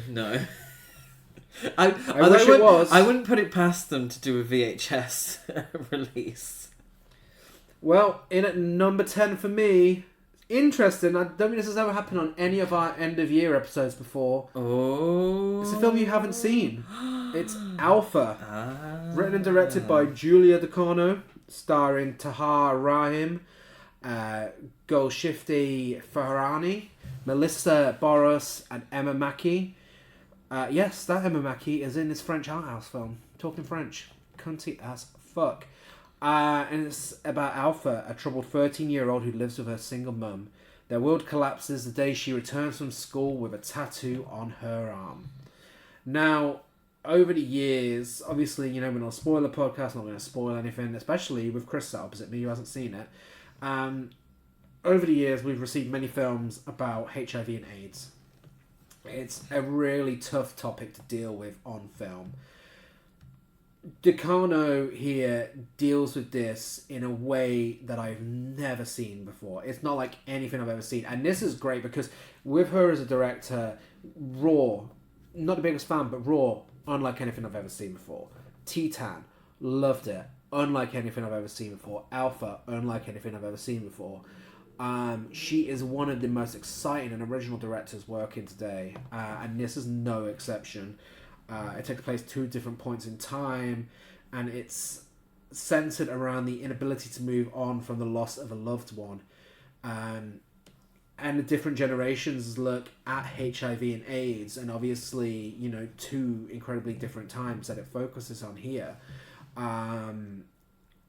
And that frustration of losing someone to AIDS, and the younger generation now taking it for granted, the inability to feel as concerned about it as they once were. And this is done through really effective scenes of grieving. It is a very downbeat film, a very depressing film, but also incredibly horrifying as well, with its themes of loss, social stigma, drug addiction, and dysfunctional family dynamics.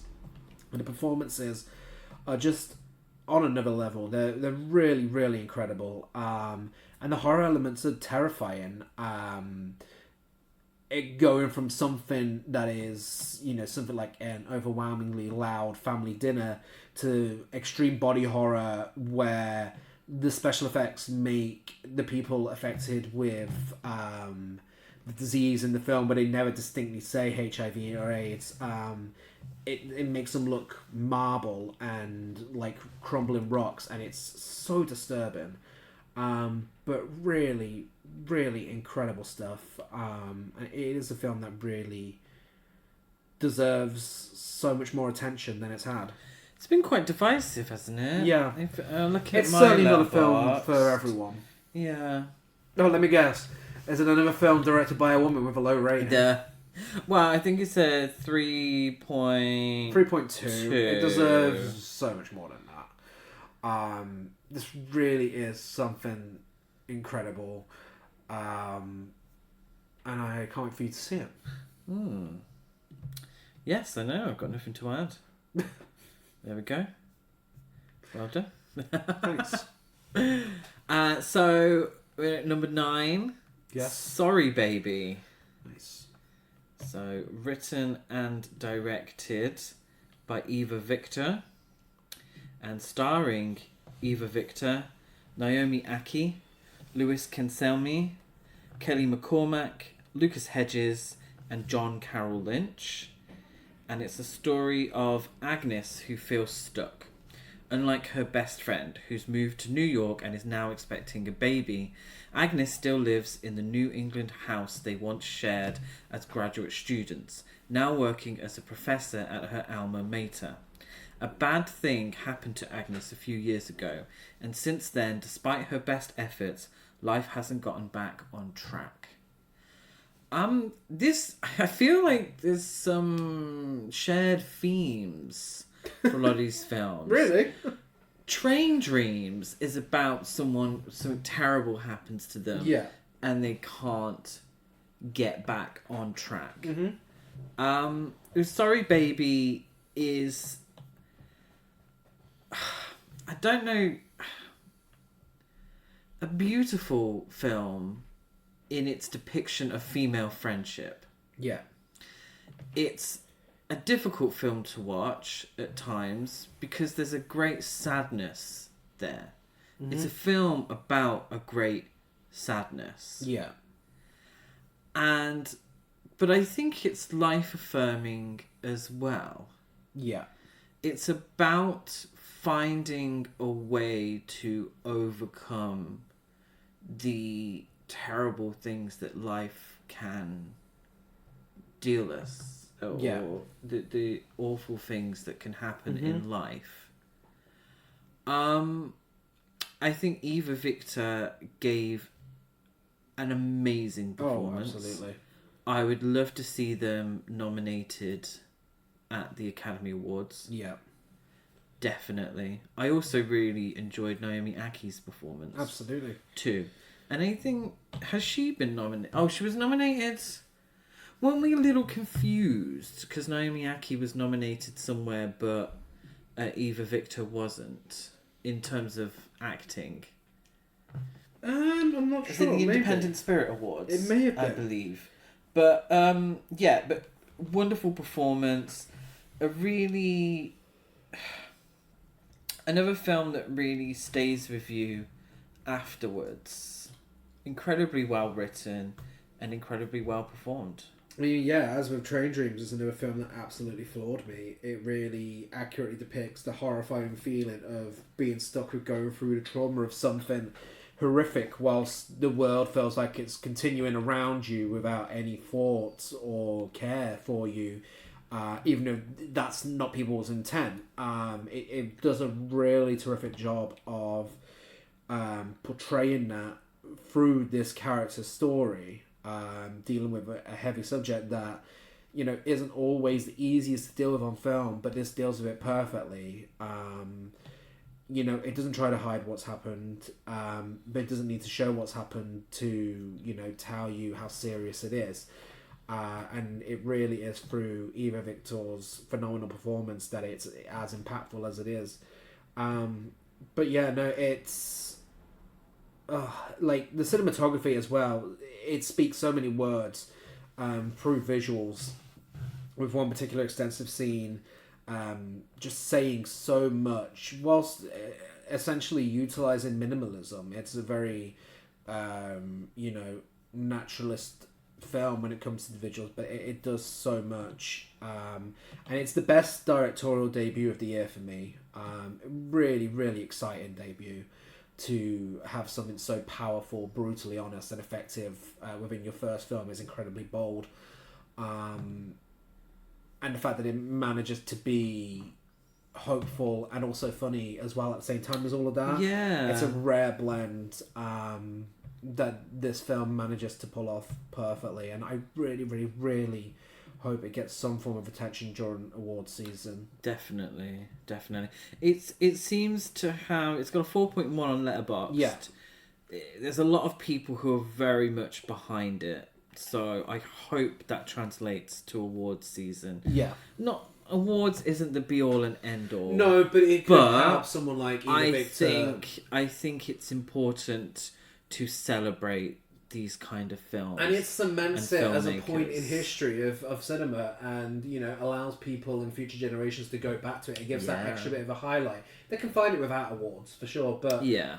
I think it just gives it that extra bit of a platform to say, look, this film was worth of course, revisiting, and course. you know, if it could help someone who's been through the subject of the film, then fantastic. Yeah, and we get invested in awards season. Yeah. Number 9 for me is The Long Walk. Oh, number 8 for me is Die My Love. Go ahead. Oh, yeah. Gary's not revealing his number 1 until I say it. So yeah, yes, Die My Love, written by Enda Walsh, Lynn Ramsey, and Alice Birch, directed by Lynn Ramsey, and originally written. Is it based on a novel? It is based on a novel by Ariana Harvix, and it stars Jennifer Lawrence, Robert Pattinson, Sissy Spacek, Lakeith Stanfield, and Nick Nolte. And it's the story of Grace, a writer and young mother, who is slowly slipping into madness. Locked away in an old house in Montana, her increasingly agitated and erratic behaviour leaves her companion Jackson worried and helpless. This is another film that resonated with me. Yeah. It's a film about how women's mental health is treated or not treated or ignored. But for me, there are a few themes that resonated with me, and I think that helps to connect to a film as well. But I also think the wonderful performance from Jennifer Lawrence really helped with that and bring this character to life. Yeah. I liked. Yeah. This was my film of the year. I was gonna say, I was waiting. Time. I was like, I don't want to step on your toes because I know you've got a lot to say. Yeah, this was my film of the year for the longest time. Yes. And I will tell you exactly why. The only reason it's been dethroned at the last minute is because I can't deny the impact, the cultural impact, and the magnificent scale of my number 1 film of the year. A groundbreaking game changer that is unlike anything I've seen of its subgenre. And I just can't deny it. I can't deny it's my film of the year. This is fucking so close. Like, it is so close to the point they could be joint first if I wanted to be that guy, but I'm not going to be that guy because I was almost that guy last year. And it's always the way, like, there's always two I'm torn between, and this was that one. This is the very close runner-up for me. Because for me, this is 2025's Possession. And I think Possession is a masterpiece, a game changer, groundbreaking art house cinema. And I think it's very difficult to recreate the tone of that film. But I think this film does it exactly. It really creates that tone. Lynn Ramsey does a fantastic job. And on paper, it would have you believe that it is just a film about a mother struggling with her mental health after having a baby. But it is so much more than that. You know, putting it through the eyes of a character who will leave you questioning what isn't and isn't real at various points makes it all the more intense. But what it is, you know, it's full of visual metaphors. And it's a very raw and brutally honest look at anxiety and depression, particularly through the eyes of a new mother in a relationship that is breaking down. And, you know, anyone who has struggled with their mental health, thank you for the street cleaner for ruining my moment, if you can hear that. But if anyone who struggled with their mental health, there's going to be something to resonate here too, regardless of where you fall on gender. But Jennifer Lawrence, the reason that this is my performance of the year is because it's every emotion from this character, her want, her need to be loved and wanted, is seen here through this performance. Everything that she feels is incredibly clear throughout. and it's a powerhouse performance. It's unlike anything else I've seen this year from a performance where she's a different person by the time the film finishes. She's not the same person she was when you first meet her, and it feels like a big punch to the gut because she is so likable. She is flawed, but she is so likable, and she feels like a real person. And you know, that's no disservice to Robert Pattinson, who is he's phenomenal as her husband. But there's just something more about Jennifer Lawrence where she just commands that screen at all times. And it's incredible. It's just really, really incredible. Sissy Spacek is amazing. Nick Nolte is amazing. It looks amazing. It sounds amazing. It's shocking. It's intense. And it's incredibly thought-provoking. You know? Yeah, I know it sounds really wanky, but I find that Jennifer Lawrence and Emma Stone are two of my favourite actresses of sort of modern film, the 2020s, because they give very brave performances. And I know it sounds wanky to say brave, but I think a film like this, Jennifer Lawrence doesn't leave anything. No. She shows every emotion. It's a very raw performance at times as well. There's moments she's writhing on the floor, she's screaming, she's violent. There are other moments where she has to be very sensual, very sexual. And that must be very difficult for anyone. I mean, I'm not an actor, but it must be difficult to perform such intense emotions on screen. And I think Jennifer Lawrence does a phenomenal job of it. I loved how isolating the film felt. In the sense of they are literally out in the middle of fucking nowhere. Mm-hmm. And there's an emptiness to the landscape that Jennifer Lawrence's character feels as well. Love Sissy Spacek. Sissy Spacek is one of my favourite actresses ever. Loved her performance, and she's another woman in the film who is going through intense emotions. She's going through the grieving process. And she hasn't really got anyone to help with that. No. And it's very much the same for Grace, Jennifer Lawrence's character, where no one really knows how to help her or what the best way is to help her. Yeah, I thought it was great. A wonderful sort of character study with a tremendous central performance from Jennifer Lawrence. Yeah, absolutely. And my number 8 is Sentimental Value, written and directed by Joachim Trier, co-written by Eskil Vogt, starring Renate Renzve, Stellan Skarsgård, Inga Ibsdotter Lil Else, I believe is how you pronounce her name, and Elle Fanning. And it's about an intimate exploration of family memories and the reconciliatory power of art. Yes, everyone, that's correct. It's another story of family trauma.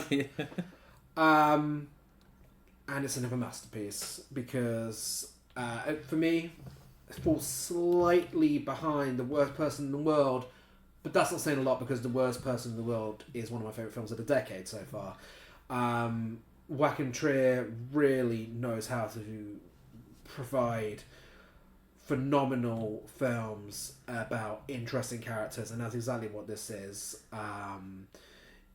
It's incredibly grounded, really moving, very effective. It's hilarious, it's serious, it packs a punch, and yeah, it is about generational trauma, it is about family, it's about memories, and it's about blending artistic creativity with real life, which really can be difficult to put to film, but this does it so well. in a roundabout way that by the time we reach the end of the film, it feels very rewarding. And it makes so much sense, and it feels, again, optimistic by the time it ends. Yes. It does feel life-affirming. Yeah. Filmmaking is incorporated into the storytelling in such a fantastic way through Skarsgård's character, who also happens to have one of the funniest scenes of the year with him giving DVD copies of Irreversible and A Piano Teacher to his grandson. Really fantastic. Inga is Dr. Lewis. Should be getting as much discussion for awards season as Elle Fanning. Yeah. They're both fantastic. Yeah. But she gets a massive role in this film. What I liked most about the film, and the film at its heart and the marketing is about the father-daughter relationship. Yeah. And Stellan Skarsgård is phenomenal He is. in the film. Really fantastic.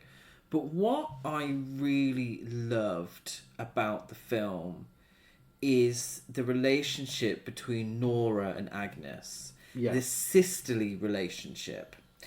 And I wasn't expecting that to be such a focus of the film or to take up so much of the screen time, but it did. And it's two wonderful performances and a beautiful depiction of sisterly love and sisterly support. And that's what I really came away from the film enjoying, is that depiction. What I also really enjoyed, and it's at the beginning, there's a scene where Nora is to perform on stage, and she is so incredibly anxious that she doesn't know what to do, and she's here, there, and everywhere. She's even going to have sex with someone to calm herself down. And I thought it was such a wonderful depiction of anxiety. As somebody who would be in floods of tears at the thought of performing on a stage in front of hundreds of people, I felt that scene so much, and it was so wonderfully depicted and acted. As someone who has performed on stage in front of hundreds of people, it's very accurate. Yeah. I love films that talk about films. I do.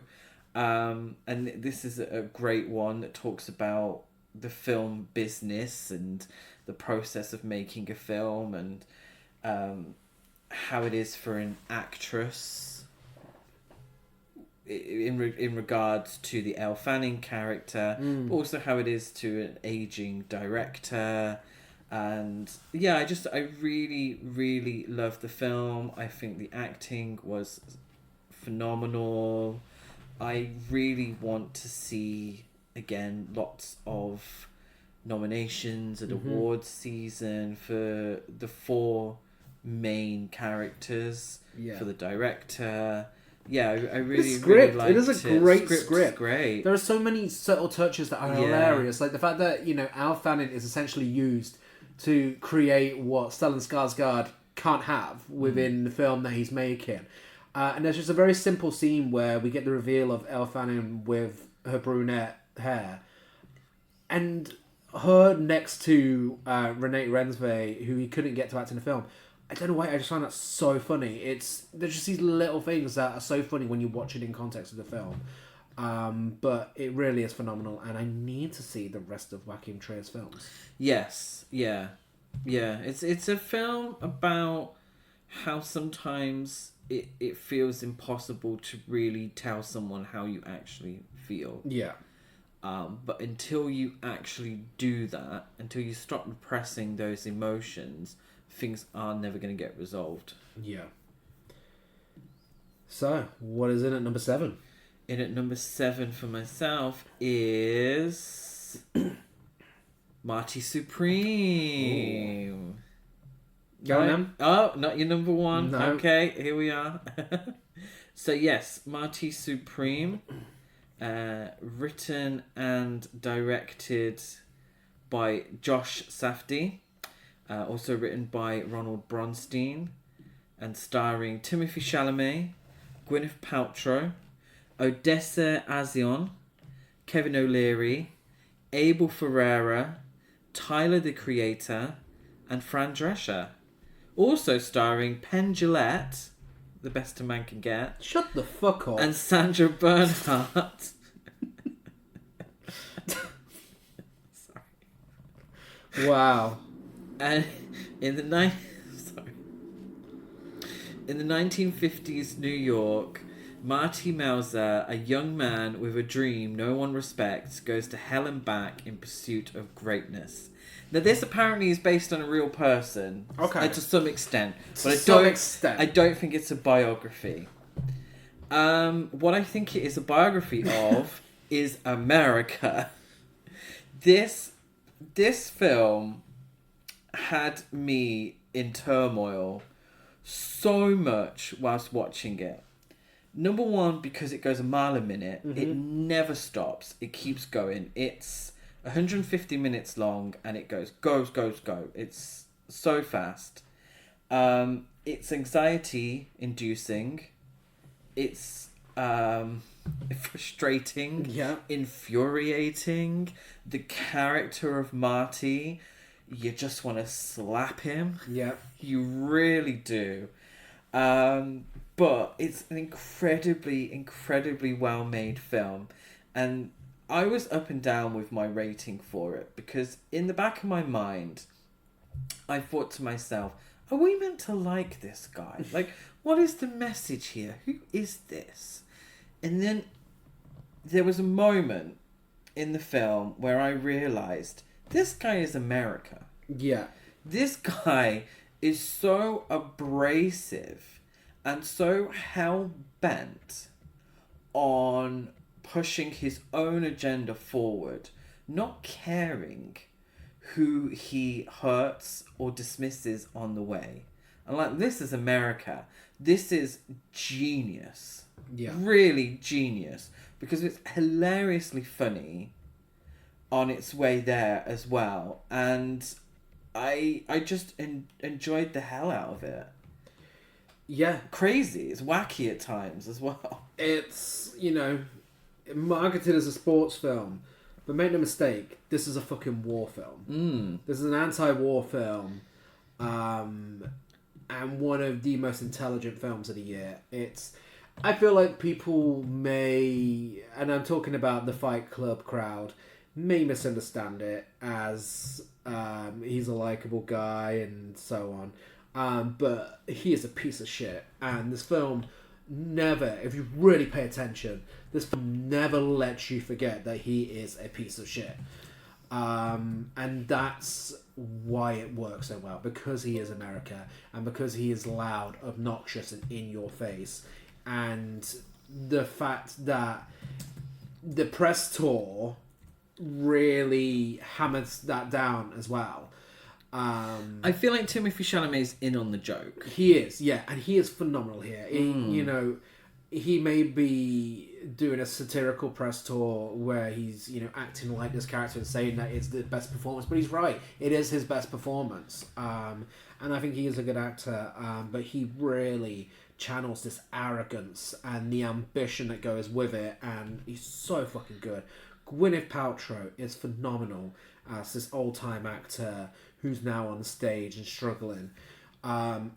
Odessa A'zion, who was in the Hellraiser remake, the lead in that, phenomenal. So fucking good. And Abel Ferrara, surprisingly great as well. Yeah. Who we discussed during the Driller Killer episode, director of Driller Killer, who starred in Driller Killer.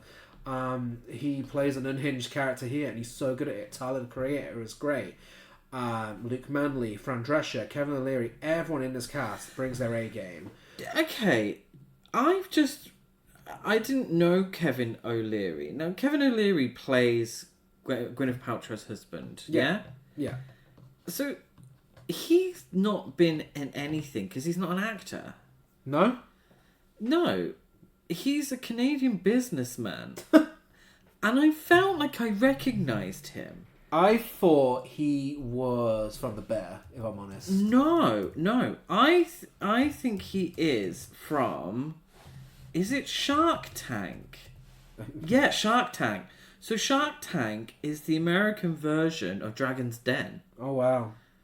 Like, that just makes it even better. That's crazy. Some of the casting choices here are incredible. That's so weird. Like Abel Ferrara as well. Like, yeah, so random, but these people can deliver great performances. So random. Why was he like really good in this film? He has no reason to be really good in this film. He's not even an actor. Yeah, that's crazy. Yeah, but you know everything about this film. It really, obviously, the Safdie brothers did Uncut Gems. This gives that a run for its money, and that was stressful. This is even more stressful. It is anxiety-inducing, and even though it's clear that Marty is an unlikable piece of shit, you still give a shit about what happens because of the fantastic directing. It doesn't give you a chance to stop and not care. Yeah. 2.5 hours long, and it flies by. And the soundtrack is a force to be reckoned with. This film is soundtracked like it's a fucking Dario Argento horror film. Yeah. The score sounds like Goblin. It is ridiculous. It's so fucking good. And the way it blends with the needle drops as well is amazing. This is another film that I really think people will be talking about for years to come. I think it's a masterpiece of modern cinema. I think it's going to do incredibly well at the Oscars. Yeah. I think it's going to do incredibly well. I think this potentially could go away with a lot of awards at the Oscars. I enjoyed the hell of it. It's almost slapstick at times. The genre's on Letterboxd, it just says drama. The genre on Letterboxd just says drama. But I think it's at times a slapstick comedy. Yeah. Yeah, I enjoyed the hell out of it. Yeah, and it's just been released. So I've seen it twice, and it's phenomenal both times. In at number 7 for me, it's Train Dreams. Hey. In at number 6 for me, it's One Battle After Another. Yes. Another mile-a-minute film. It goes... I mean, this one's 162 minutes, and it goes fast. It was very close between Marty Supreme and One Battle After Another. I feel they have very similar energy. So it's written and directed by Tall. Is he tall? It might be. Paul Thomas Anderson. Based on, I think, a novel or a novella by Thomas... the novel is Vineland by Thomas Pynchon. Yes. A very well-respected novelist. Starring Leonardo DiCaprio, Sean Penn, Chase Infinity... Benicio del Toro, Regina Hall, Tiana Taylor, and Tony Goldwyn. Yes, and it's the story of when their evil nemesis resurfaces after 16 years, a band of ex-revolutionaries reunite to rescue the daughter of one of their own. This is, I think it's weird that Marty Supreme and One Battle After Another have come out at the same time. Same year, yeah. Same year. Because I think they do very similar things. It's a long film that goes at an incredibly fast pace. But it also has a lead who isn't the most likeable, is kind of stupid, and there's quite a bit of slapstick humour, like the kind of violent slapstick humour. And it says a lot about fucking politics. It does. I loved Leonardo DiCaprio's performance in this because he convincingly plays someone who is meant to be a hero, who is in fact a complete imbecile. Yeah. Who is completely incapable of actually doing anything successful and is propped up by other people. I love how funny the film is at times. It is a comedy. Yeah. It is a comedy. Oh, it is a straight up comedy. Yeah. I love Sean Penn's performance. Like, really, I could see him going away with the Oscar. It's absolutely ridiculous. When I was watching it, I watched it separately to Gary. And there was two women in front of me, and I'm not usually a fan of talking during films at the cinema, but these two women were going through it every time Sean Penn was on the screen. They were horrified and completely enthralled by his performance. And I think that really added to my experience of the film. I loved Teyana Taylor's performance. Yeah. I think she could get some recognition there. But also Regina Hall as well. Regina who Hall, is obviously, much smaller role. You know, so well known for Scary Movie, and rightfully so. She is the best thing about those films. Her and Anna Faris.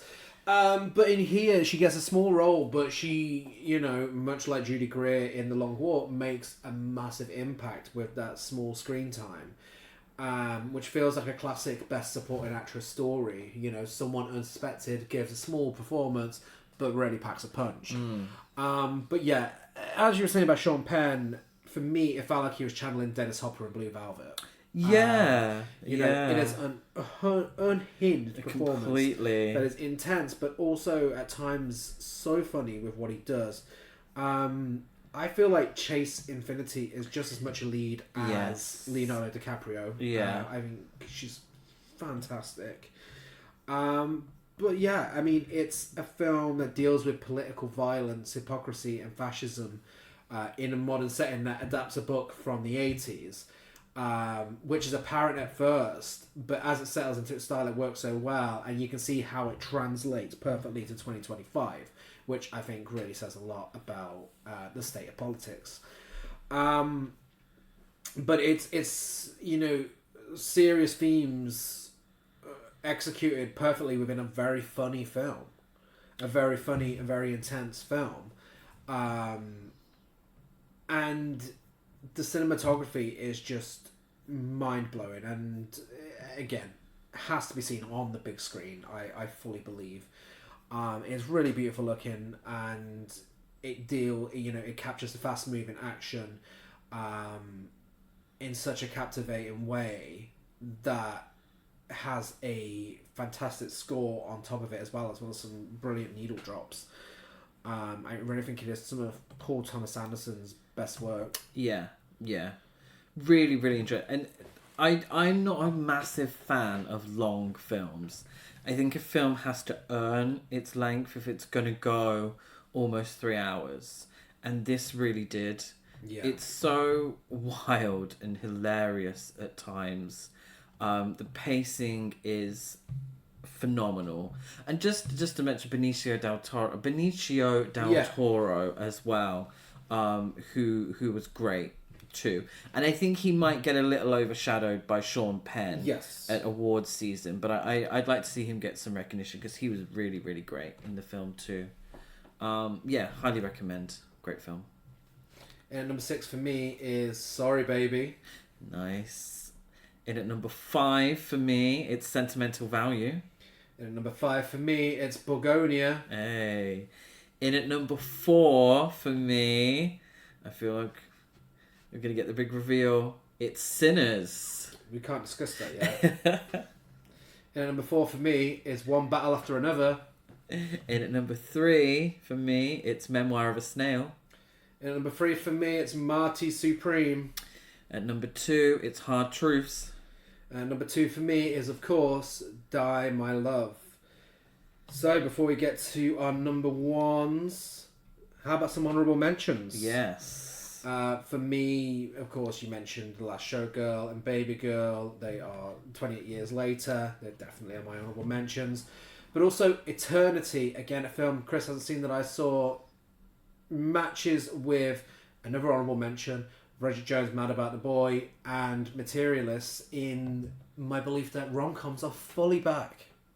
And they are better than ever because Eternity is phenomenal. La Casina, remember that stressful film?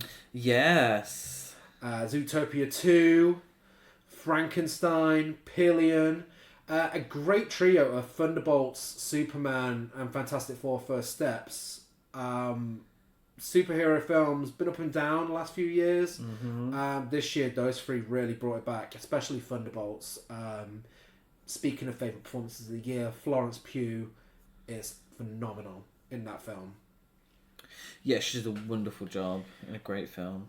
Ghost Cat Anzu, The Seed of the Sacred Fig, Companion, The Ugly Stepsister, Nosferatu, Plain Clothes, Eddington, Final Destination, Bloodlines. Yes. What a film that was better than it had any right to be. And do you have any honourable mentions? Yes. I really enjoyed Blue Moon. I think we might get a little bit of nominations for that. I also really enjoyed The End. You did? Gary didn't quite enjoy. As mentioned earlier, Black Bag. Freakier Friday was much better than I thought it was going to be. Eddington was a lot of fun. And I think maybe our most controversial was I Know What You Did Last Summer. It was, yeah. Justice for I Know What You Did Last Summer. Justice for Heather, which came and went with very little discussions, even though Tessa Thompson is phenomenal in that film. Yes, that's true. She's a messy bitch who loves drama, and I was thoroughly entertained. Mickey 17 sadly didn't do very well at the box office, deserved better. Plain Clothes was a great film, great queer film. Transcending Dimensions was, I think, my favourite Fright Fest film of this year. Definitely. Bone Lake was mine. Bone Lake, yeah. I'm Still Here. Here. That was a great film. It was. I really, looking at the list in front of me, the films that I watched this year, I really enjoyed the majority of them. Yeah. It gets a little iffy when you get down to... Well, let's be honest. Some people are going to want to know what stunk. And for some dishonourable mentions, Captain America Brave New World. Oh, that can fuck off. Wolfman was... Off your fuck. Wolfman was... If it wasn't for the shrouds, the Wolfman would have been the biggest disappointment. Yeah. No reason to why that should have been so bad. Merry Little Xmas, no thank you. Y2K was very disappointing. Mission Impossible, The Final Reckoning, it was a challenge to sit through. Him was more, Yeah, The Roses, no thanks. The Roses I was very disappointed in. I did not enjoy that. The Brutalist, I fucking hated that film. Yeah, and some dishonourable mentions that Chris didn't have to sit through. Shelby Oaks and Jurassic World Rebirth should have stayed unborn. But then, lovely. But then, considering we watched 109 films, that's not a lot.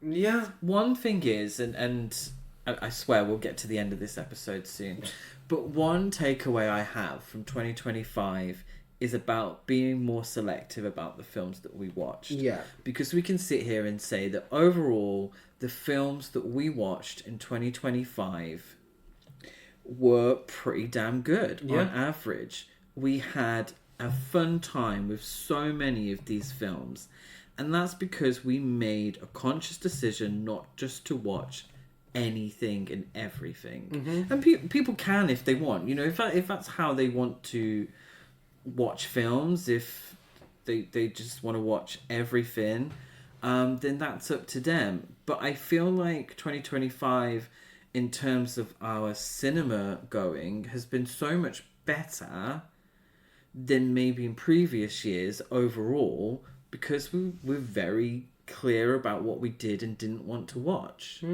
And we dodged a hell of a few bullets. Yeah. But At least I did, because I didn't watch Jurassic World. One final dishonourable mention, which I'm very sad to say, goes to that cheeky bitch, Megan. That was a disappointment. Rest in peace, what could have been a fun franchise. Yeah. Megan 2.0. If we were still giving out the Basic Bitch Award of the Year, she would have won it. And that is so sad. So sad. Never mind. Now, for our number one films of the year, They're not the same. They're not. I don't Shocking. think there was a single one where we agreed. Was there? No, there wasn't But actually. it's all relative, and there was only a few bits in it, a few ups and downs. Okay, people have been listening to this for over 2 hours now. Don't tell them it's all relative. Sorry, This is really serious stuff. I'm sorry, this is very, very serious stuff. What is your film of the year? My number one film of the year 2025 is Nickel Boys. Written by Ramel Ross and Jocelyn Barnes. Directed by Ramel Ross. And from the novel written by Colson Whitehead. It stars Ethan Harris, Brandon Wilson, Ingenue Ellis Taylor, Hamish Linklater, and Graylin Bryant Banks. And it's the story of a powerful friendship between two young black teenagers navigating the harrowing trials of reform school together in Florida. This film is phenomenal. It was it the first film we watched at the cinema? It was really one-off, the early. first, yeah. So technically Letterboxd 2024, but this is UK releases. This film stayed with me throughout the rest of the year. So beautifully told, this story. A very harrowing story at times, very sad. The filmmakers go at it, tell the story in such a unique way. It uses point of view throughout, POV throughout. It puts you in the film, and it doesn't feel gimmicky. No. It just brings so much more to the story and to the cinematic experience. I thought the performances were beautiful. Ingenue Ellis Taylor gave a fantastic performance as Hattie. Really, I wish we could have seen her get some nominations at awards season time. I think it's one of those films that everyone needs to see. Yeah. I think it's a very important film. I need to read the novel. I think it tells a story of a dark history that needs to be highlighted. I think it's just wonderful, wonderful filmmaking. Really just top-notch filmmaking from start to finish. Yeah, it's an incredibly important film. I really liked the way news footage from around the time is edited in, which really accompanies the story really well and highlights how things like the moon landing grabbed people's attention whilst horrific events like this were going on elsewhere, almost like it was a distraction to, the atrocities committed by man within this point in history, and which is distractions by things like that have been a thing throughout history, but it really works within the story here. And again, I guess this could be classed as a biopic because it is a true story. Correct me if I'm wrong. I'm certain it is. Yes. These things really happened at these reform schools. And yeah, like you said, the cinematography, the POV, it's almost like found footage but smoother, because you are seeing it through the character's eyes, which I'm sure certain people will know from a film called Hardcore Henry. Hardcore Henry, this is not. This is used not in a action or way of making things more intense. It makes things more emotional. It makes it more real. And there are some moments that feel borderline surreal. It doesn't spoon feed you every plot point as it goes along. No. But that adds to it. It feels more like an experience, and it is unlike anything else that I've seen. It has a fantastic score. It really looks amazing. And again, the performances, like you said, Ingenue Ellis Taylor, phenomenal, but also Ethan Harris and Brandon Wilson, their chemistry as the leads, and we talk about, chemistry between people within friendships and stuff within films. This does that so well. through the eyes of each other, and you never see both. You see, like, I think once throughout the film, we see them both standing together at the same time. So to be able to maintain that chemistry despite that, it's incredibly impressive. It really is just a phenomenal film. That, yeah, as you said, it should be essential viewing. Yeah. It's just amazing to see a filmmaker like Ramel Ross be given this kind of project. Yeah. And be given the opportunity to make this kind of film. Like, an incredible filmmaker. If I remember correctly, it's only his second feature-length film. Mm-hmm. Yes, only his second feature-length film. And, I mean, it's unconventional filmmaking. And to put faith in him to be able to do that, I'm so pleased, because it has created a really phenomenal film. Just an incredible film.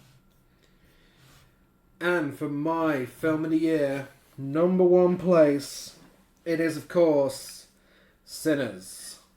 Written and directed by Ryan Coogler, starring Michael B. Jordan, Haley Steinfeld, Miles Catton, Jack O'Connell, and Wunmi Masaku.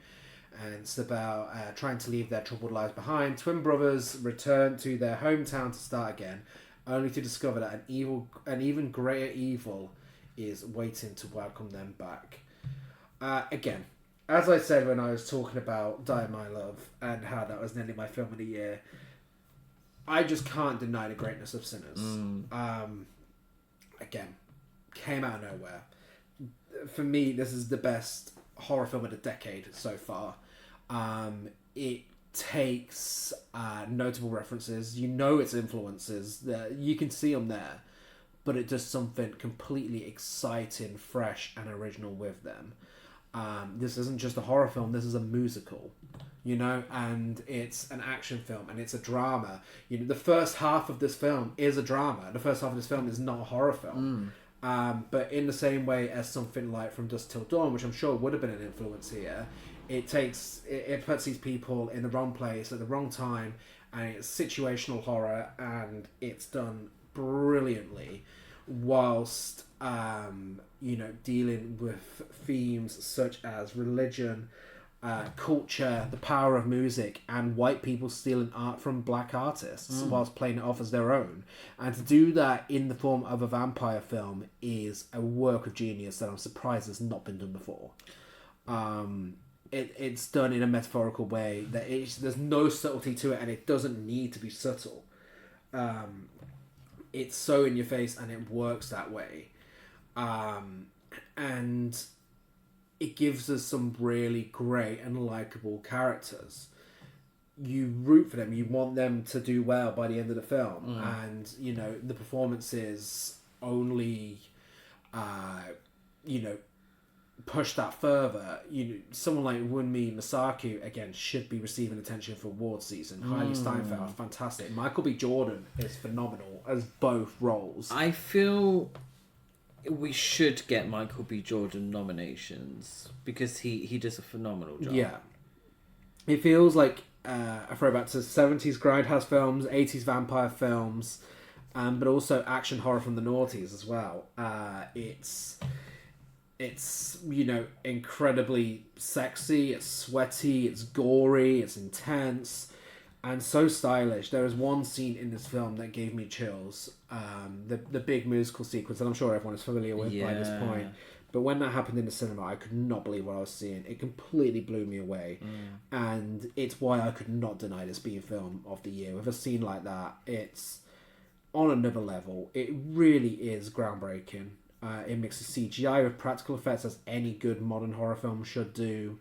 And like Baby Girl, it actually focuses on female pleasure during sex as well. Yes, it does. It just has everything. It really is a film with everything you could want from a film. Yeah, it is thankfully a very successful film. Yes. At the box office. So much money. Thank God. Because this is a cultural reset. Yeah. I genuinely feel that we're going to get a lot of films similar to this going forward. Yeah. And we're going to get filmmakers in the future citing this as a reference point. You know, I watched Sinners and I wanted to become a filmmaker. Mm-hmm. I think it's that good. And I think it's that important. It's original, so original. Yeah. We're huge horror fans. And we've consistently said throughout this podcast that we believe that horror is probably the best genre to speak about